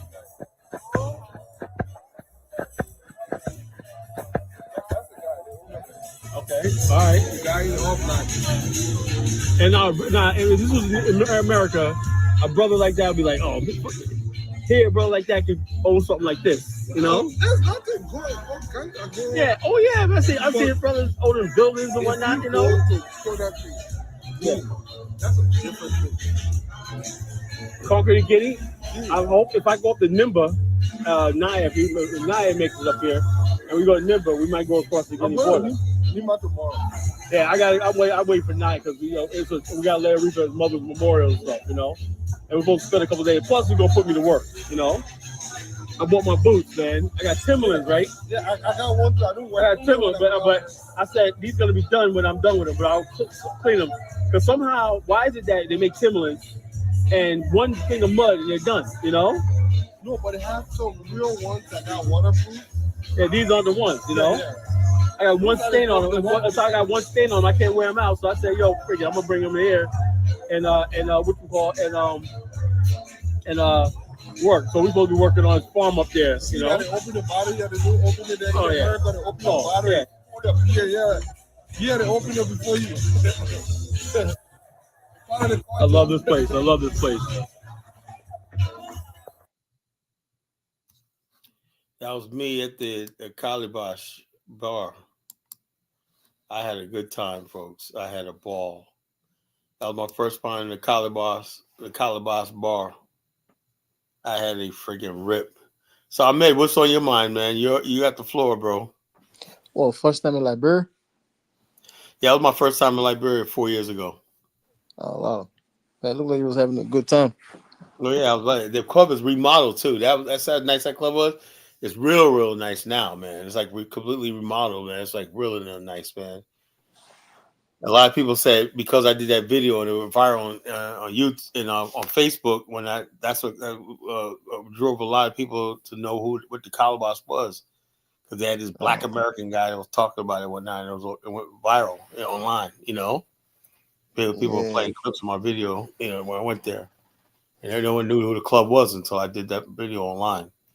I tried to That give means you myself did credit. a great support for them. Yeah, so a lot of people that went to Liberia was seeking that club. Like, oh man, I gotta go to this place called the Calabash I heard about. But yeah, man. So it's I'm just doing my part for this movement. You know. Mary said, "I'm skipping the club." No, you going out with me, Mari? We're gonna get on the dance floor. We're gonna get on the dance floor. We're gonna get down, sister. We're gonna get down. You'll see me doing the collar dance and whatnot. You know, we're gonna get down. You know, we're gonna be doing everything. You know, she go, I'll stay in the hotel. Yeah, you can stay in the hotel, but I tell you, I'm gonna hound you to go out though. You know, I want to bring everybody. We gotta go out at least one night. One night to go thing. You know, go one night just to go have everybody have a drink. We'll send you home. You know, we gotta have taxi services and stuff like that. She goes, I'm not a club person. See, we're gonna break you out of that, Mari. You're gonna be around family, you know. You're gonna be She around gonna come out. I know she's gonna be around family. I'll get her out of her shell, you know. She gonna come out. It She'll only be around takes a couple of days for you. You know what I'm saying, for you to settle down. Yeah, I was the same thing. You know, I used to work in clubs, and I never went to them. I always worked in clubs until I went to Liberia. I was like, you know, in America, I never go to clubs. I never go to clubs right now. You see where I I'm at. stopped going to clubs in this country. Talk to you guys online. I don't go out. You know, I don't go out at all. You know, but clubs ain't the same. No, but as Liberia's clubs remind me of clubs back in the days. Really clubs nice, not the same as it used to. and everything. But nowadays, all people do is in America sit on the phone, you know, in a group. No one's dancing, no one's doing nothing, and everything. All they do is just sit on their phone talking shit all night, you know, getting into beefs and stuff, you know, trying to flex on each other. You know, Man, black people stop dancing. Yeah, black people don't like dance. You imagine that black people don't like dance. That's sad, man. They stop dancing, man. Yeah, black people don't stop dancing. Nobody, black people is black. This what has this generation like Jamal loves so much right now. They still don't got it, man. You know, they don't know how to dance. They don't know how to have fun. They don't know how to socialize. Not get around with that. You know, he talks about, oh yeah. Look, the bottom line is, and now them are breaking out of that show. They're telling them they don't date African women. That's bullshit. You know, if a girl is cute, let me tell you something. This is how it is. If a girl's cute, she got cute hair, whatever like that, and she has a cute face. Brothers don't give a fuck if she's West African. It's all what she looks like. You know. Yeah. You know, cute. When brothers will date anything that looks good, when to them. You know, it's the idea. Jamal saying it because he want to justify keep going to the DR. Dominican Republic. You know, that's what he like you want to go to the DR? Don't have to make no excuses. No excuses. You know. You want to go to the DR? Don't make no damn excuses. Just go down there, man. Do your thing, man. I'm like, this is just not for me, man. I like black women, man. You know, that's just the way I am, man. I love black women. I love a black color. I love being around women that are my race. I love that. You know, I can't deal without black women. You know, I gotta have black women. You know, if it means African black women, that's fine. It means American, but black women is black women. You know, I can't be getting out. No offense to anybody else who do other things, right? You do what you want to do, man. You love who you want to love or be attracted to, attracted. But I just feel more connection when you with your own race. You know, I just do. People say, "Well, Carl, you're a racist." Maybe, you know, but white people don't apologize for being with their own people, right? There's this thing where they always want to see black men say, "Oh, I love white women." They tried to corner Eddie Murphy one time. You know, they asked these questions: "Do you date white women?" He's like, "Oh, well, he's joking. He was a comedian. You know how he got out of it by joking about it, right?" But the funny thing is, Eddie Murphy is with a white woman now. You know, but back in the days, he was always saying, "No, I got to be with a black woman, whatever, like that." Even his white audience said, "Well, we understand Eddie." Now, the guy after all these years, this guy's with white women now. I'm like, shit. But back then, you had to be loyal to the race. I think we should get back to that. What? It depends. I mean, my whole thing is, if you're not right, that's fine too. But what I think is you forfeit your place in black society in a way. Oh yeah, big time. Because big time. I would say like this: if you're going to marry interracially, that you got to basically fight for that shit. You got to basically say, "I'm in an interracial marriage," so you can't just be in the black. Because I'm saying, because there's gonna be things that's said among black people, pro-black people, that you're not gonna like. You're gonna get offended by it. Yeah, because you bring in an outsider, right? Inside your house. And also, it used to be like that back in the days. I used to know brothers who's had white girls and whatnot, and they used to go around black people and they would be hearing stuff like, "Oh, those white devils," blah blah blah blah blah. But they understood, okay, I'm going around black people, I love him, I love Winnell, and blah blah blah. They become basically black themselves, and have the black outlook. Now it's not like that. Now basically, I don't know, they're on some different shit. Like we don't see color shit, where that's bullshit. Back in the days, that is bullshit. Black people, black girl, she understood she's now in a black world, and she had to be part of the black community. She was no longer white. We used to call white chocolate. But nowadays they want to be white, lily white, and all stuff like that, and that's why you got people like that guy Amari Hardwick. What the hell does he see in that white chick that he's with? The guy from Power. Oh, him? Yeah, and you see his wife. I'm like, what the hell? That's what I'm trying to say. Like, just like you said, sometimes you look at these females that they pick, right? You're like, what does she have? And like she really don't have hips. Charles Barkley's wife. She really don't have ass. Like, what do you see? She's like a dude, Yeah, I'm like, what do you see? Like, sometimes you see some of those other dudes dating this type of white girl. I'm like, what the hell? It was a guy, man. I'll tell you the story, man. It was this guy, man. We went to the club, right? It was 3 of us. We went and go pick him up, right? He had this female got inside the car. Man, it was a white lady. When I say she was big as a motherfucker, right? Oh yeah, I'm not making fun of people's size. Brothers were bringing those big women around, I'm not making fun of people's size, man. But she was like fat. So right. like I mean, my friend was like, "What the fuck?" It's like, I can't believe this dude bringing this type of girl with us. So man, we had to let him and the girl walk like at least 3 steps in front of us, so people won't think we were together with him and this other girl. And then the worst thing is, man, it was a white girl too. Yeah, it was a white girl. My man, I was like, what the fuck? Some of you look at like, what are you seeing them? I don't know. It's probably I have no idea what they be talking. It's a mental thing. Yeah, it is a mental thing. It is. Because pick somebody that has at least something like other people like, wow, besides just her skin color. Yeah, as well. Some of these guys, that's what they do. They get with women. Yeah, it's a mental thing. Everything because they're white. Yeah, they want the access, man. I think that's what it is. Mental. Yep. Man, when I said she was big as a mother, man, what? Those big ass stomach, like real. Oh, I know exactly. I'm trying not to get big ass face. Oh, trust me, I know it. Like Honey Boo Boo.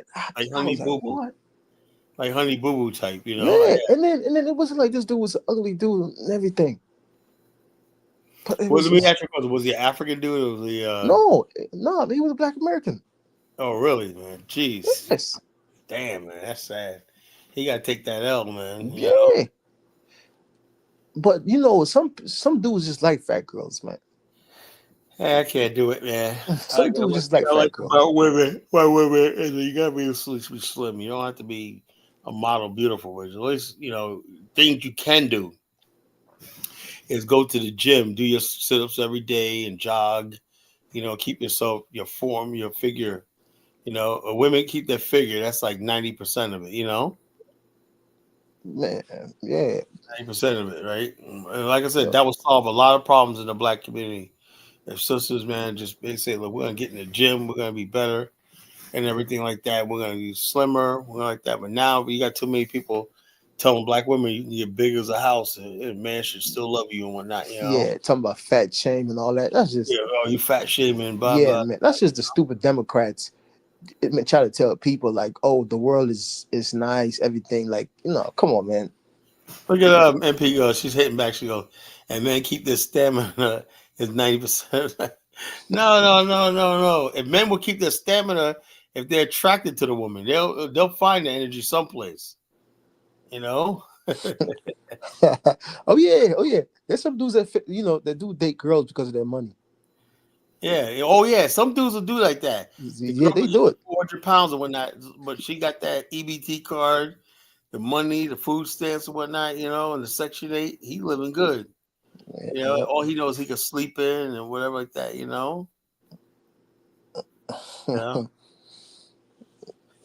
Just like men only get better in their 50s. Trust me, men only get better in their 50s. We're stronger. We're confident in ourselves.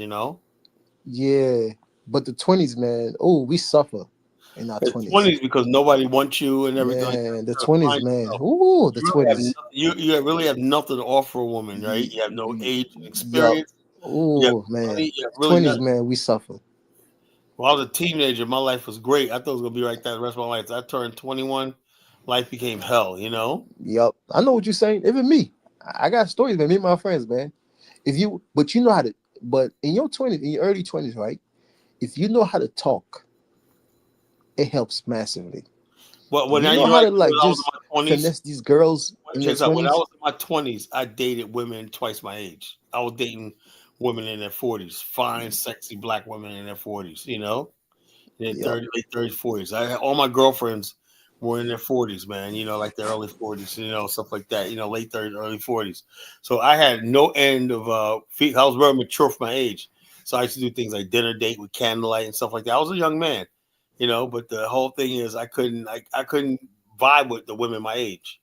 They didn't have they weren't into me, But the older women, hell yeah. The older women, because I was like a little successful for my age. I was 24. I had my own little business and whatnot, and I was attracted. Oh, you had money. Yeah, I had money when I could take women out for dinner and stuff like that. That's different. That's different, man. You're older, and also I had a couple older chicks that had money, right?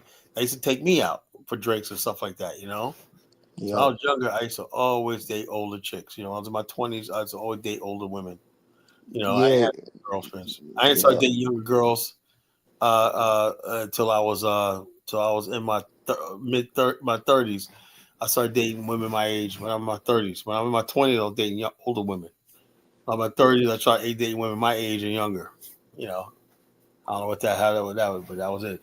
My 20s, I didn't miss out. I was like, I went to one club one time and got dissed by a bunch of young sisters my age and whatnot. I said, well, you have to tell me twice. I said, forget y'all and whatnot. Because I used to always have the older women always hitting on me and stuff like that. And I was like that. So I just say, hey, look, man, you got to go what you can get, Men ain't checking. Men will get with anybody that they can get with. That's just the freaking truth. Men will get with anybody they're halfway attracted to that they know they can get with. Ain't no African women gonna have no problems getting brothers in the United States. It's not. I don't know what the hell Jamal's talking about. Maybe they're not brother's first choice. Stuff like that. Nobody said, "Yeah, man, I want to get me this African honey." Okay, that may not happen, right? They may talk about it because the people in the Dominican Republic And Colombia may seem exotic, but ain't nobody turning down no freaking chick in America. That's not happening, man. Just women are too hard to come by, you know. So Jamal be talking some crazy shit, man. I don't know. He be No, talking some. it's the media, man. Social media that Media just fucks up basically these females nowadays, glorifies. man. Look, let me tell you how dangerous it is. Right, you turn on TV and like Start newscaster, hearing all these all you see is garbage. like blonde hair, flinging, and stuff like that. Talk Everything, show. yeah, everything is white and blind. Yup. That's genocide. It's mental genocide right now. It is. It is. You're right. So I don't say Bunch of I don't makeup. understand why anybody is non-white come to this country. I have no idea. You know, I know people get the money, but is it worth it? Like my brother, Great African, right? He said he has to do something because he's a proud mono warrior, but basically his son, he told me his son was teased about his dark skin. His son's dark skin, you know. He said, I gotta do something, man. I want to get him around black people, you know. And he's a Liberian, you know. He said, I gotta get him around black people. He said, yeah, he had him in like a private white school, but the kids kept teasing him about his black skin. So it doesn't matter. Trying to One of tell them kids. Elvis, right? It don't really matter about your tribe, what you think you are, and everything. In And then America, it comes back to your skin. it comes back to your skin, and that's Yep. what a lot of people. That's why. And then the problem is, if you don't produce for your people, your skin becomes more weaker, because then other people with different skin will come in your country and start owning Exactly. shit. As I try to tell Elvis that, he's like, "Y'all gonna adopt our culture. If we adopted that culture, we would die. You know, we would forget who we are. You know." I get what you're saying. It's a lot of MP, are you dissing my brother, Great African? That is a good-looking brother, man. That's a Mario. He's like cut, built, man, built, dark-skinned brother, man. That dude's cut, man. No homo in there like that, but he's fucking a good-looking man. Proud mono warrior, you know.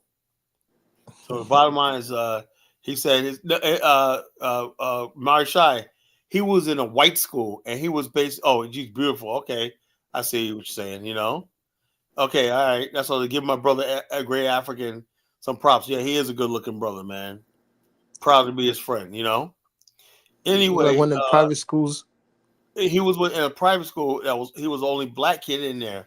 It's And worse. he was like, his son come crying. Why they tease me because of my black skin? You know, and he said, I gotta get him out of there, you know, it's gonna ruin him. You know? Yep. So Yep, he gonna start looking for a white girl. Yeah, so well, the bottom line, the kids just teasing him, man, because he's black. And he goes, that's what kids do when I, you know, and blah blah blah. But the bottom line is he understands, man. He come to America like all his other kids that are older, went to HBCUs and graduated, you know. He assimilated into black society, black American society.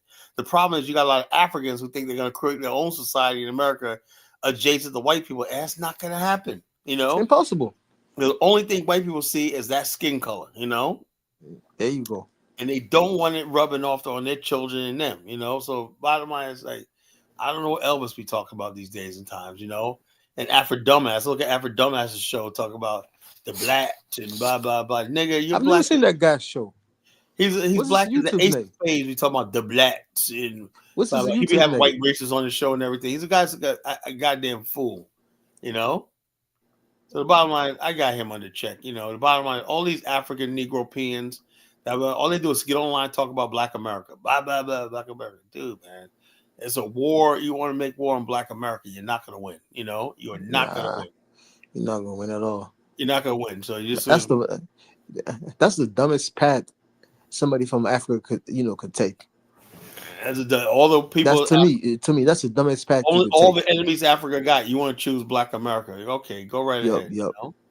I try to tell them, you guys are playing with fire, man. Stop it. You know. Now they're terrified. They said this FBA. They really terrified Tariq. Tariq's a clown to me, but Africans are terrified of him. You know. They act like he's like a David Duke. You know, like we used to be. Yeah, but what power does that man have?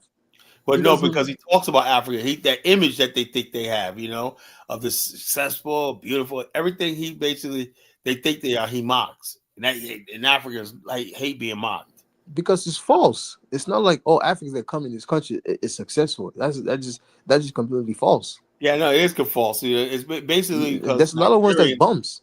There's plenty of ones that bums. Basically, the white man used that to basically say, "Oh, look, these Africans. They know that Africans like." Well, he did say, "Well, good." He says you got a lot of Africans that are taking movie roles that Black America don't take nowadays.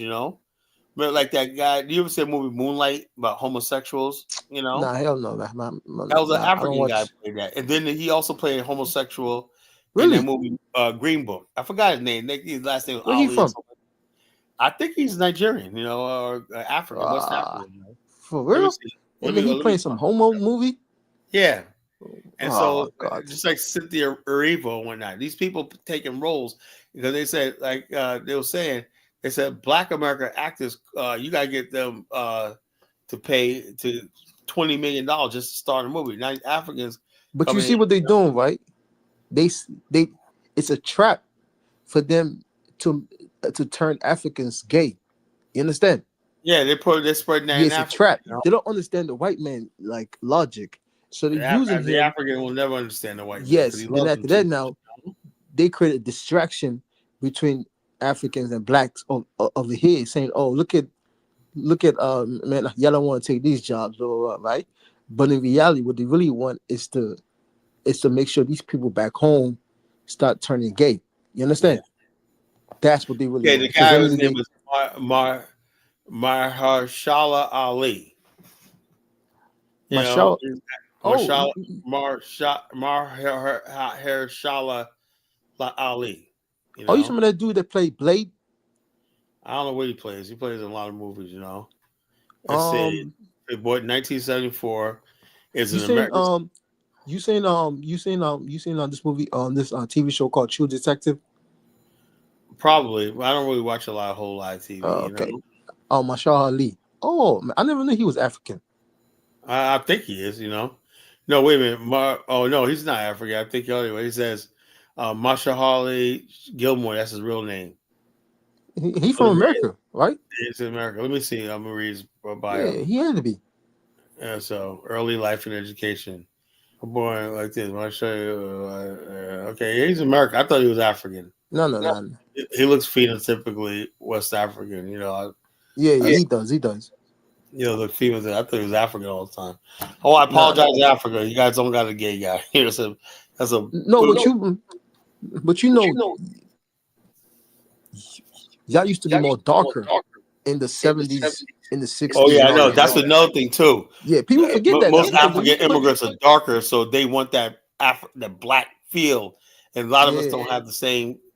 When you put the old tapes, we used to have, especially like the 70s. I know 60s, people were black as Ace of Spades, even in the 80s. The 50s and all that. We watch civil rights films and whatnot, black people. Yep. We were really black, Yep. You remember Harold Rollins from The Heat of the Night? Probably seen that movie, but I forgot. Harold, the TV show, Heat of the Night. It was a TV show back in the 80s. Harold Rollins, black as everything, but he's a poor black American. We don't have people like that no more. There's no real dark skinned people. We're all like brown and light skinned now. So I guess Hollywood when they want to cast a black character in history, they want to use like African people because they look more authentically original African. Yeah. I get what you're saying. That's what it is. That's why Africans are getting these roles, especially roles where historically black. Because they look like this. Let me tell you a story, man, that pissed me off. Yeah. Man, this is the reason why the Kalagenesis, the African, what you call it? African. Yeah, it makes more sense. And I approve it. I'm not lying to y'all. I approve it. There's a place in Freetown, right? Yeah. It's called Juma or something like that. It was 5 or 6 years ago. It wasn't very populated with a bunch of people, right? But now when you go there, it's very popular. A lot of people out there and everything. But 5 or 6 or 7 years ago, right, the government had opportunity to bring, like a sewer system, water and stuff like that, right? They didn't do it. So somebody that was responsible within the government and the community was supposed to. So the guy did, he just ate the money, right? So now when you build a house over there, you got to build your own well. So instead of the guy should have bought a pipe through the main city, right, and then bought it where people are supposed to have, like when you build a house, you connect a pipe for water and stuff like that, right? Yeah. So now people don't have that opportunity because the guy that was responsible for that 5 or 6 years ago, 7 years ago, ate all the money. So now when you build a house now, you got to dig your own well water. You see how fucked up that is? Right, that's what I said, man. You see how fucked up that is? And then when you check that guy, right, I guarantee you, he bought a couple cars, waste some of that money with young girls. But that's all it is in Africa. You see the mentality? I was telling the dude I met last night. I said, he thought, oh, we just go to Liberia. I said, you'll sit there and 3-4 years will go by, and all the dreams or projects you had were sitting on somebody's desk, right? Meanwhile, some incompetent idiot who's been reported because he's through nepotism or patronage, right? Yup. Is making decisions and whatnot, and he's somebody's boss, and he's less qualified than everybody in the room, Real nice place, man, Colin. I'm not lying to you. That's really the African way. Real nice place. It was flatline and everything. It was on the east side of the city. Man, real empty. This guy had the opportunity to pass the pipe. Why they building wells at a borehole and everything? First of all, He didn't do it. Dangerous. People don't understand. You can't drill. He didn't do it all the time. In he ate the They're money. really dangerous sometimes. The guy ate the money, Colin. And stuff like that. You cause flooding, and you cause sinkholes and stuff. Everything with boreholes. The guy ate the money. So now, when you build a house, you got to build your own well just to get water, because now because now it will cost more for them to bring the pipe underneath, because now you have other people building. You know what I'm trying to say? This one build over here, this one build over here. I thought about it. I said, Carla was saying the same shit. I said, man, look at these motherfuckers, man. This guy was responsible for this stuff. I guarantee you, he bought a Mercedes, a BMW, a Toyota, and had a couple girls with him. Blew that money like it was nothing. Yeah, well, that's the African way. That's what I say. And black people think they're gonna go over there and bring their money and invest. Okay, you're gonna. Okay. Yeah, I had a friend that lives around there, so me and him was on the phone. He was like, man, I gotta give one of these kids like to bring me water. I was like, what you mean? Don't you have a like a water pump? He's like, nah. I said, what you mean? He said, man, we gotta use the well water. I said, you serious, man? You're not in the village. He said, no. I said, what the fuck? You guys don't have that water, pipe underneath? He said the neighborhood don't have it. I asked him why. He said that whole Juma does not have it. I said, wow. I said, man, a friend of mine was saying it on the show. I said, that's some nigga shit. African nigga mentality is different. Oh, yeah. Hey, let me get Prince V on. Now I got ready to shut down. All right, Prince V, what's on your mind, bro? Oh, he dropped off. Yeah, I thought he was going to speak. Probably with his daughter, so it's been 5 hours. When I think anybody else coming up, put a link up for one more time and let somebody come up. I'm going to give it 5 minutes. Oh, here he is. All right, Prince P, what's on your mind, bro?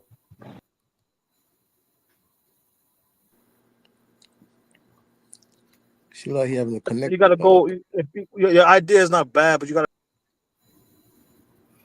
Oh Lord, he's giving advice about infrastructure. Oh Lord, man, I said, man, what a bastard, man! Just eating the money. I don't know about all that. I'm just saying, like, you gotta go with the sense of something. Like you looking up to Kagame, but Kagame not linking up with the other people in his own region. Yeah. That's why I said you have to be knowledgeable what you talk about. Rwanda is computer system and everything like that is wired for the whole entire region. No, but they have issues with Burundi, Uganda, DRC. Not these fake ass Pan Africans. That's what you'll do, man. That's so 1950s. That doesn't work. What works is business, infrastructure, being able to open up businesses, cross border lines, free trade. Rwanda was one who sponsored and also architected the free trade zone for Africa. But implementing it is another thing. So that's what people are looking at. All these fake ass Pan African movements that came and went. This fake ass Pan African will create this fake ass organization called the African Union. Ain't doing nothing, a damn thing for the continent, but just Man, fuck those people. get some money. No, we talking about the blocks. There's an Eastern block, there's a Central African block, and Well, the Rwanda bottom kind of line, sort they of does the agreed to become a South East African block. African state, whatever, like that. State. So what else do they want? No. DRC. I'm saying Rwanda is not Yeah, trying to Rwanda's coordinate part with of them. Like, the same way you're Rwanda's not part. trying to coordinate. All those players came together under one government. Tanzania, Burundi, Rwanda, the DRC, also. So there's nothing to complain about anymore. They worked it out, bro. No, they're not. There was a meeting that's supposed to go down in Angola. They didn't go for a reason. Angola's not part of it, No. But there's an issue between DRC and Rwanda. There's an issue with the bottom Angola's line. mediating. They're still doing this. So the bottom line is, like I said, you guys got to stop making mischief, man. I know it's fun, people making mischief. Africa got more problems than Rwanda. Their problems are really from the West that's still there. No one's saying that. I get it. You're not like us, African Americans. We know who our enemies are. You don't. Nah, you guys are wild, man. You're still worried about Paul Kagame. Carla, say it again. Say it again, man. Thank we you. know who the enemies are. They don't. Thank you. You mentioned You got to echo with an accent. Carla, where you gonna echo with an accent at, man? Who, me? Yeah, you got to echo with an accent. What's the accent name? What's his accent name? Principe? Nah, that's me. I'm talking about the other. Who the other guy? Oh, Dollar Bill.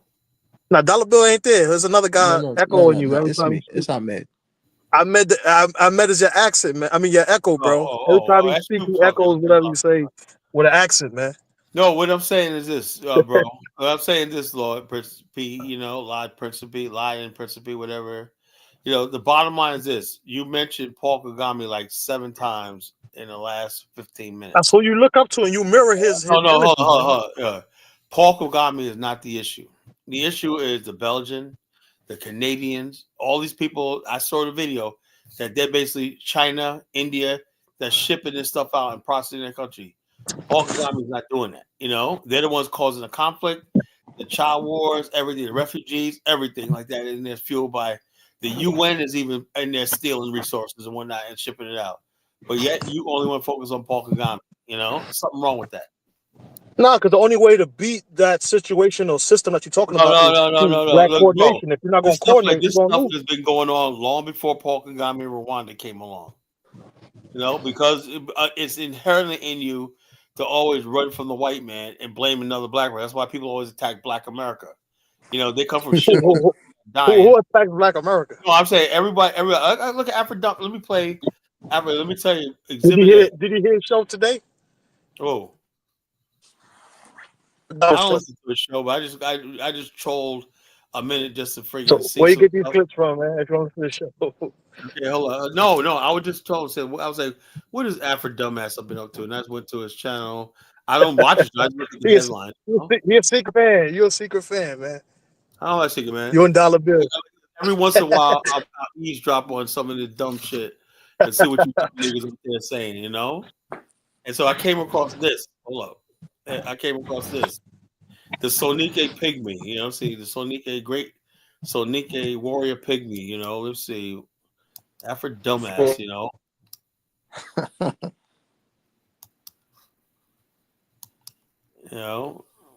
famous Sonike pygmy,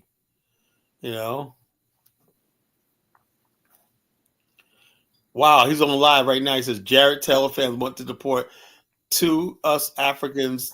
Of course, they want to get rid of your black asses. What do you think? It's like, no, boy, that's not him. Wow, that's something else. That's that stupid black skin. He's another one. He's an FBA dude. That black skin. All these people I freaking can't stand. That I hate. I don't know who I hate more.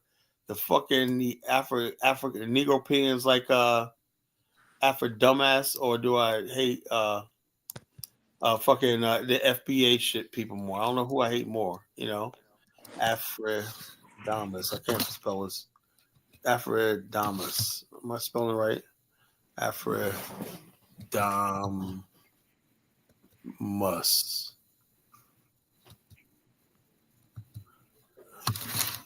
The Afro dumbass report. Why in Africa? Let's see. So Yeah, but some of these guys are just drifters, man. Hey, Afrodamus is a grifter. So why are Yeah, you in London? Why are you not in Ghana? We are not here to claim anything. Yeah, we are here. I've seen a video like You're this. not going back. He's not going back. Look at this guy. Look at this guy. Look, he's not going back. You think we are not going? You're not. Look at him. In fact, I'm waiting for leadership in Africa, specifically in Ghana, to improve. So who is he? Man, is he the one with the interview? Yeah, he's not going. You're never going. He's Yeah. not. Exactly. What about him? He's. Say it again. I'm saying, like, He's who's not the going back. I'm going the guy back. interview people, or is he the one talking? Yeah, for vacation. Oh, I love to leave. I'll be coming here for vacation. No, you are. I can go there. You Yeah, man. It's bottom line, sad situation, man. Africans globally becoming homeless. Yeah, that's the sad part about all this. Let's see. I think you and him are very much alike, man. Who? You and Afrodamus, man. How we alike? I'm nothing like that pygmy savage, you know. How you gonna insult me like that? He believed that racism is some kind of thing you need to overcome. I don't know. I don't say racism will overcome it. I'm never gonna overcome racism. What are you talking about? Until basically we get revenge and blood or soil, it's never It's gonna fictional. overcome. You know what I'm saying? I don't know, because Afrodamus is a fucking idiot, you know? How you gonna overcome something like that? White people don't overcome their friggin' their white supremacy. How should I overcome racism? No, it's like this. But that's the same thing that goes for tribe. Tribe is you guys believe some kind of actual reality. You're trying to go against reality. You're trying to use intellect. Hold up. The difference is people hold on tribalism to gain advantage about something. There's no build the school from his own budget. Took money from nobody. Build the school in just Ghana. something that we have to deal with. Didn't even fundraise for that, right? You built the school in Ghana for free. You know, so the bottom line is this: if we talk about race and whatnot, that's something that we're forced on. Tribe is something you elect to do, you know, because you think you're going to gain an advantage from. We don't gain no advantage from racism, you know.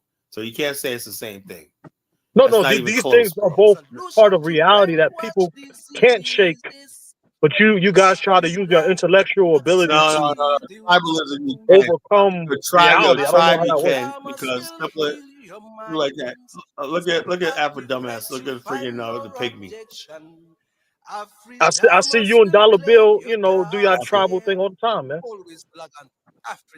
It's like, how's it tribal? That's not tribal. I'm not tribal. Y'all do y'all Jada Kiss and Chic If I was loops tribal, and, if I was tribal, I would not have Frenchie as my main moderator. You know, I'm building a platform here, and I invite everybody on here. I let everybody speak. You know, if I was tribal, I'd be only talking to Black Americans. There's nothing wrong with tribe. You got. Don't let me speak, Carl. No, there's something wrong with tribe because tribalism is like Elvis, you're primitive, you're savages. You know, no, it ain't. No, it ain't. You guys come through and be like, hey, you got to understand that, you know, us African Americans did X, Y, Z. And y'all reminisce. That's a part of tribalism. Principally, let me tell you, let me put it to you like this, right? On this platform, I believe we should have African American secret societies. That's anything else but like that. As far in the real world, all of us got to work with white people, Asian people, also like that, like any other civilized person. I live in a civilized country. You know, if I'm basically on this platform and I'm building it, that's because there's something that we have in common and we're trying to preserve. There's nothing wrong with that. But the bottom line is, there's nothing wrong with that. You know, people like mine getting together on certain issues and everything. The problem is when basically I say I'm gonna shut myself off from the rest of the world, and when I walk out my door, the only person I want to talk to or do anything is a so-called African American. I'm not like that. I don't know who's gonna ring my phone. I don't know what my clients come in all colors, races, and whatnot. My friends come in all colors, races. These are people I associate with. You know, if I was a tribalist, I wouldn't have Asian friends, white friends, Hispanic friends. I wouldn't have African. My wife wouldn't be from the continent of Africa. I'm not a tribalist. You know. Nobody said you're a tribalist. I said you believe in the concept of tribe. You think I believe in the concept. I believe in the idea of an ethnicity. African American. Let me put it to you like this, brother. You have French. You understand French. You're from Haiti, right? Yeah. Yeah. Okay. Can you say the French Parisian is the same thing as the French Canadian? No. Okay, the French Canadian is what? Another ethnic group based on their experience in the land of what? France. Okay. The Scott Irish. You heard about them? The Scott Irish, right, are Scottish people who lived for 700 years in Ireland, who basically have their own unique DNA and culture because they lived away from the Scottish mainland and settled in Ireland, and they call Scott Irish a different culture than the Scottish people, and a different culture than the Irish people. They're Scott Irish, that's ethnicity. Just like the Italian American is different from a Romano or a Sicilian, okay? The African American is simply the Africans brought here during the transatlantic slave trade, right? That have a culture of 400 years in America that produce an African American ethnicity and culture. That's all. That's all it is. But there's nothing wrong with that. The same way, like I said, there's nothing wrong. There's nothing wrong with that. But the thing is, I don't basically tell anybody, like, people come to our culture, right, and assimilate. They go to our HBCUs, they listen to our music and stuff like that. I didn't ask them to do all that, But the whole thing is this: if we say that, something, Elvis, like he says, "Oh, Kyle, you guys don't want to acknowledge our culture." We don't need to acknowledge your culture. If you believe your culture is good, if Elvis is a crew boy and a crime boy, if that's what he wants to do, I'm okay with that. I'm just saying, while you're doing that, right? You can't basically, we could never be in a situation where you could rule over me. That's all I'm saying, You can't you can't rule over me. That's not gonna happen, But you can keep your culture and everything like that. You just can't rule over us. We can't let you near our women like that, Because you I don't get y'all a lot. See, so if we come here, we don't integrate, it's a problem. No, hold on. Hold on. Let me tell you, Principe.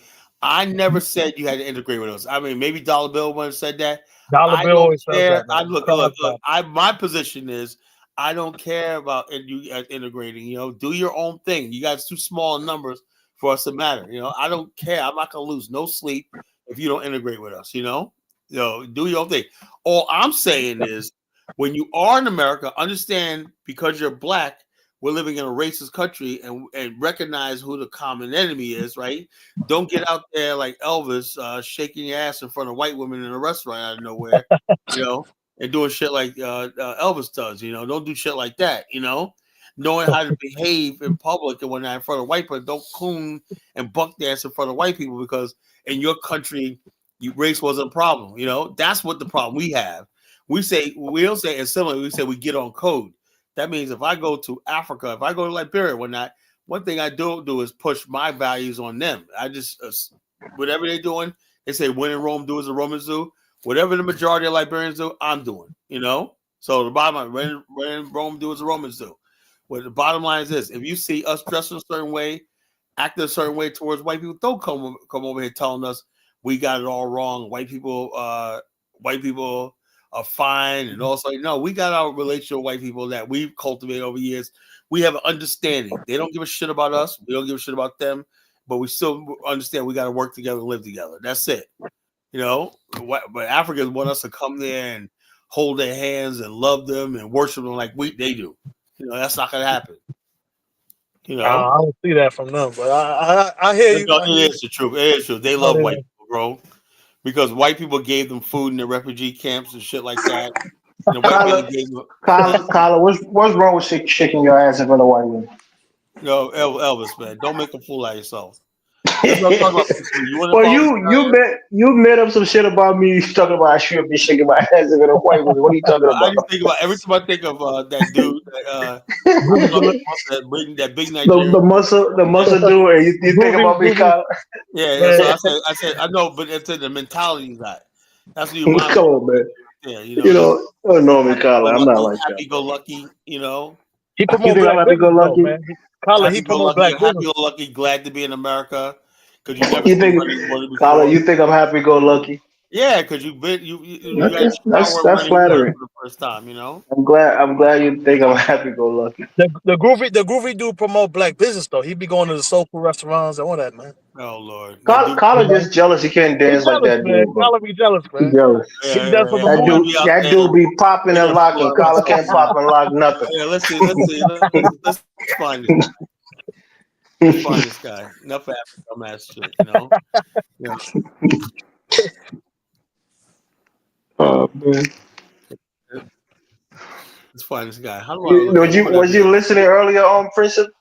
What Yeah, Dollar Bill was talking about? What Dollar Bill was talking about? What he was The saying? marriage.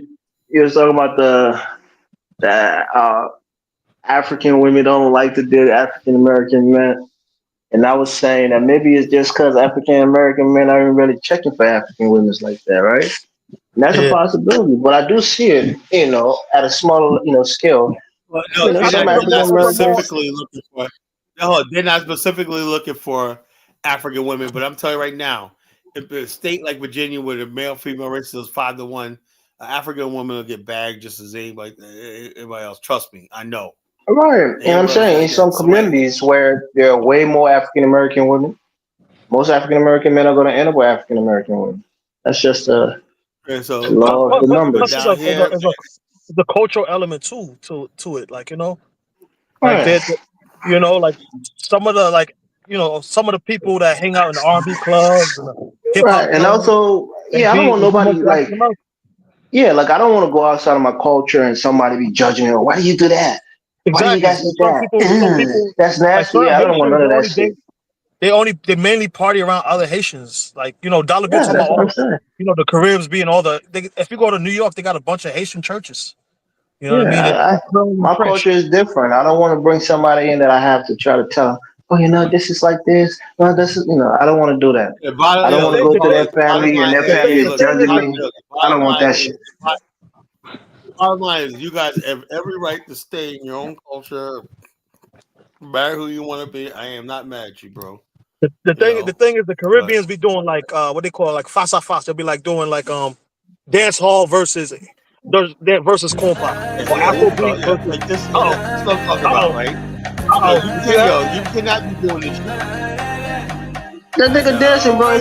Part of that is exercise, Carter. Sexy or what, And they said, look, dancing muscular The black dude's guy, dancing, Carter. Learn how to dance and exercise.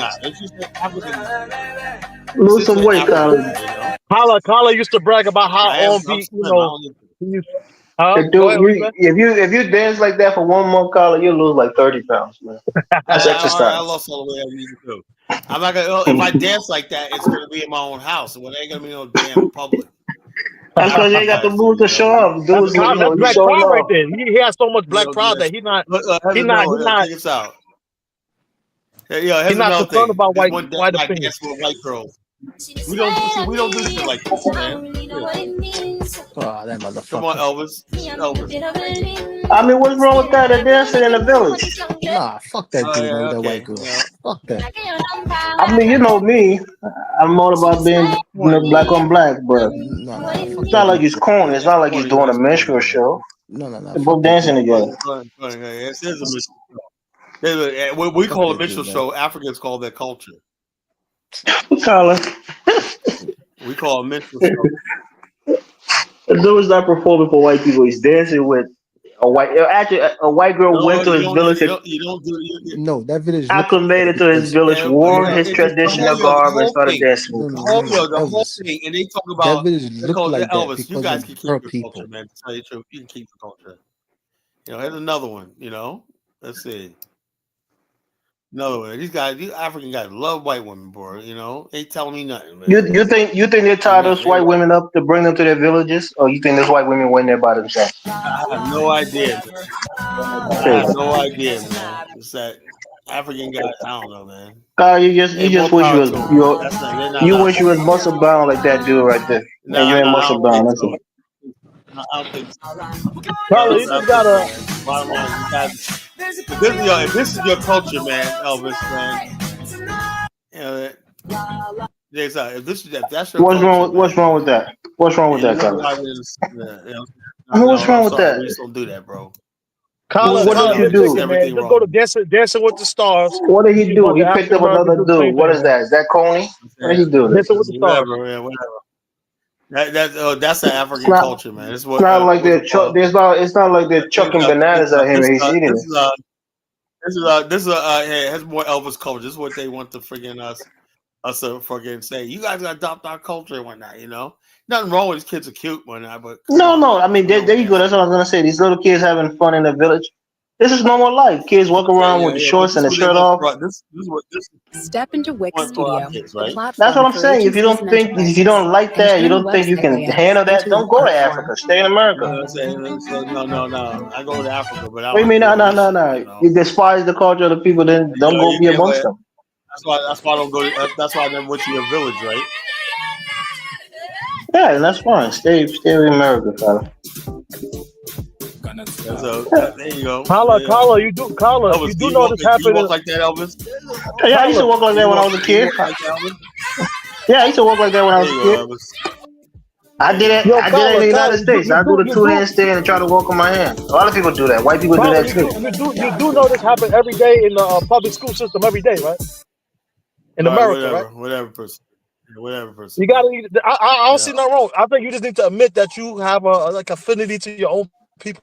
Everybody else do. There's nothing wrong with Well, tribes. look, I never said I didn't. You know, I said we do certain When things Dollar that Bill hopped on here bashing tribes, you join them. You join. I don't get I'm what not y'all gonna be doing, I'm not man. gonna bash the West shop. I'm just saying, hey, look, you know, Kala find coverage in numbers. He find coverage in numbers. yeah. So it's like, There's hey, nothing look, wrong with tribes. Dollar Bill come through bashing tribes, you join in. hey, yeah, You know what I mean? I don't get that.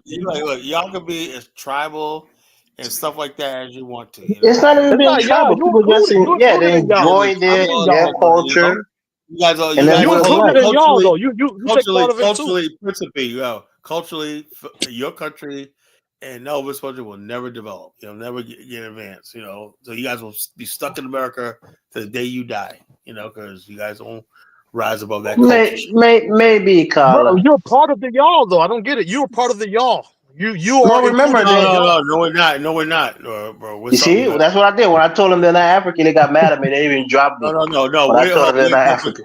Oh, look, we're African Americans, a different race. Exactly. So that's what I'm saying. I said it, and you guys in Dollar Bill got mad at me. We're a whole different race. Yeah, Anyway, you guys are a whole different race. So that's what I said. Okay, all right. So, fellas, it's been nice, man. It's been 5.5 hours. Enough of y'all Negroes for one night, one night. I'll be back. What's tomorrow? Tuesday? Yeah, I could do a show tomorrow. Yeah. All right, I'll be back tomorrow night. I'm done. You know, y'all Negroes get on my nerve. And when I'll see y'all later. Thanks for hanging out with me. God bless, man. God bless, man. Take care, bro. Respect your tribe, man. Respect all the tribes, bro. Whatever. Yeah. Happy Shinaga to you, you know.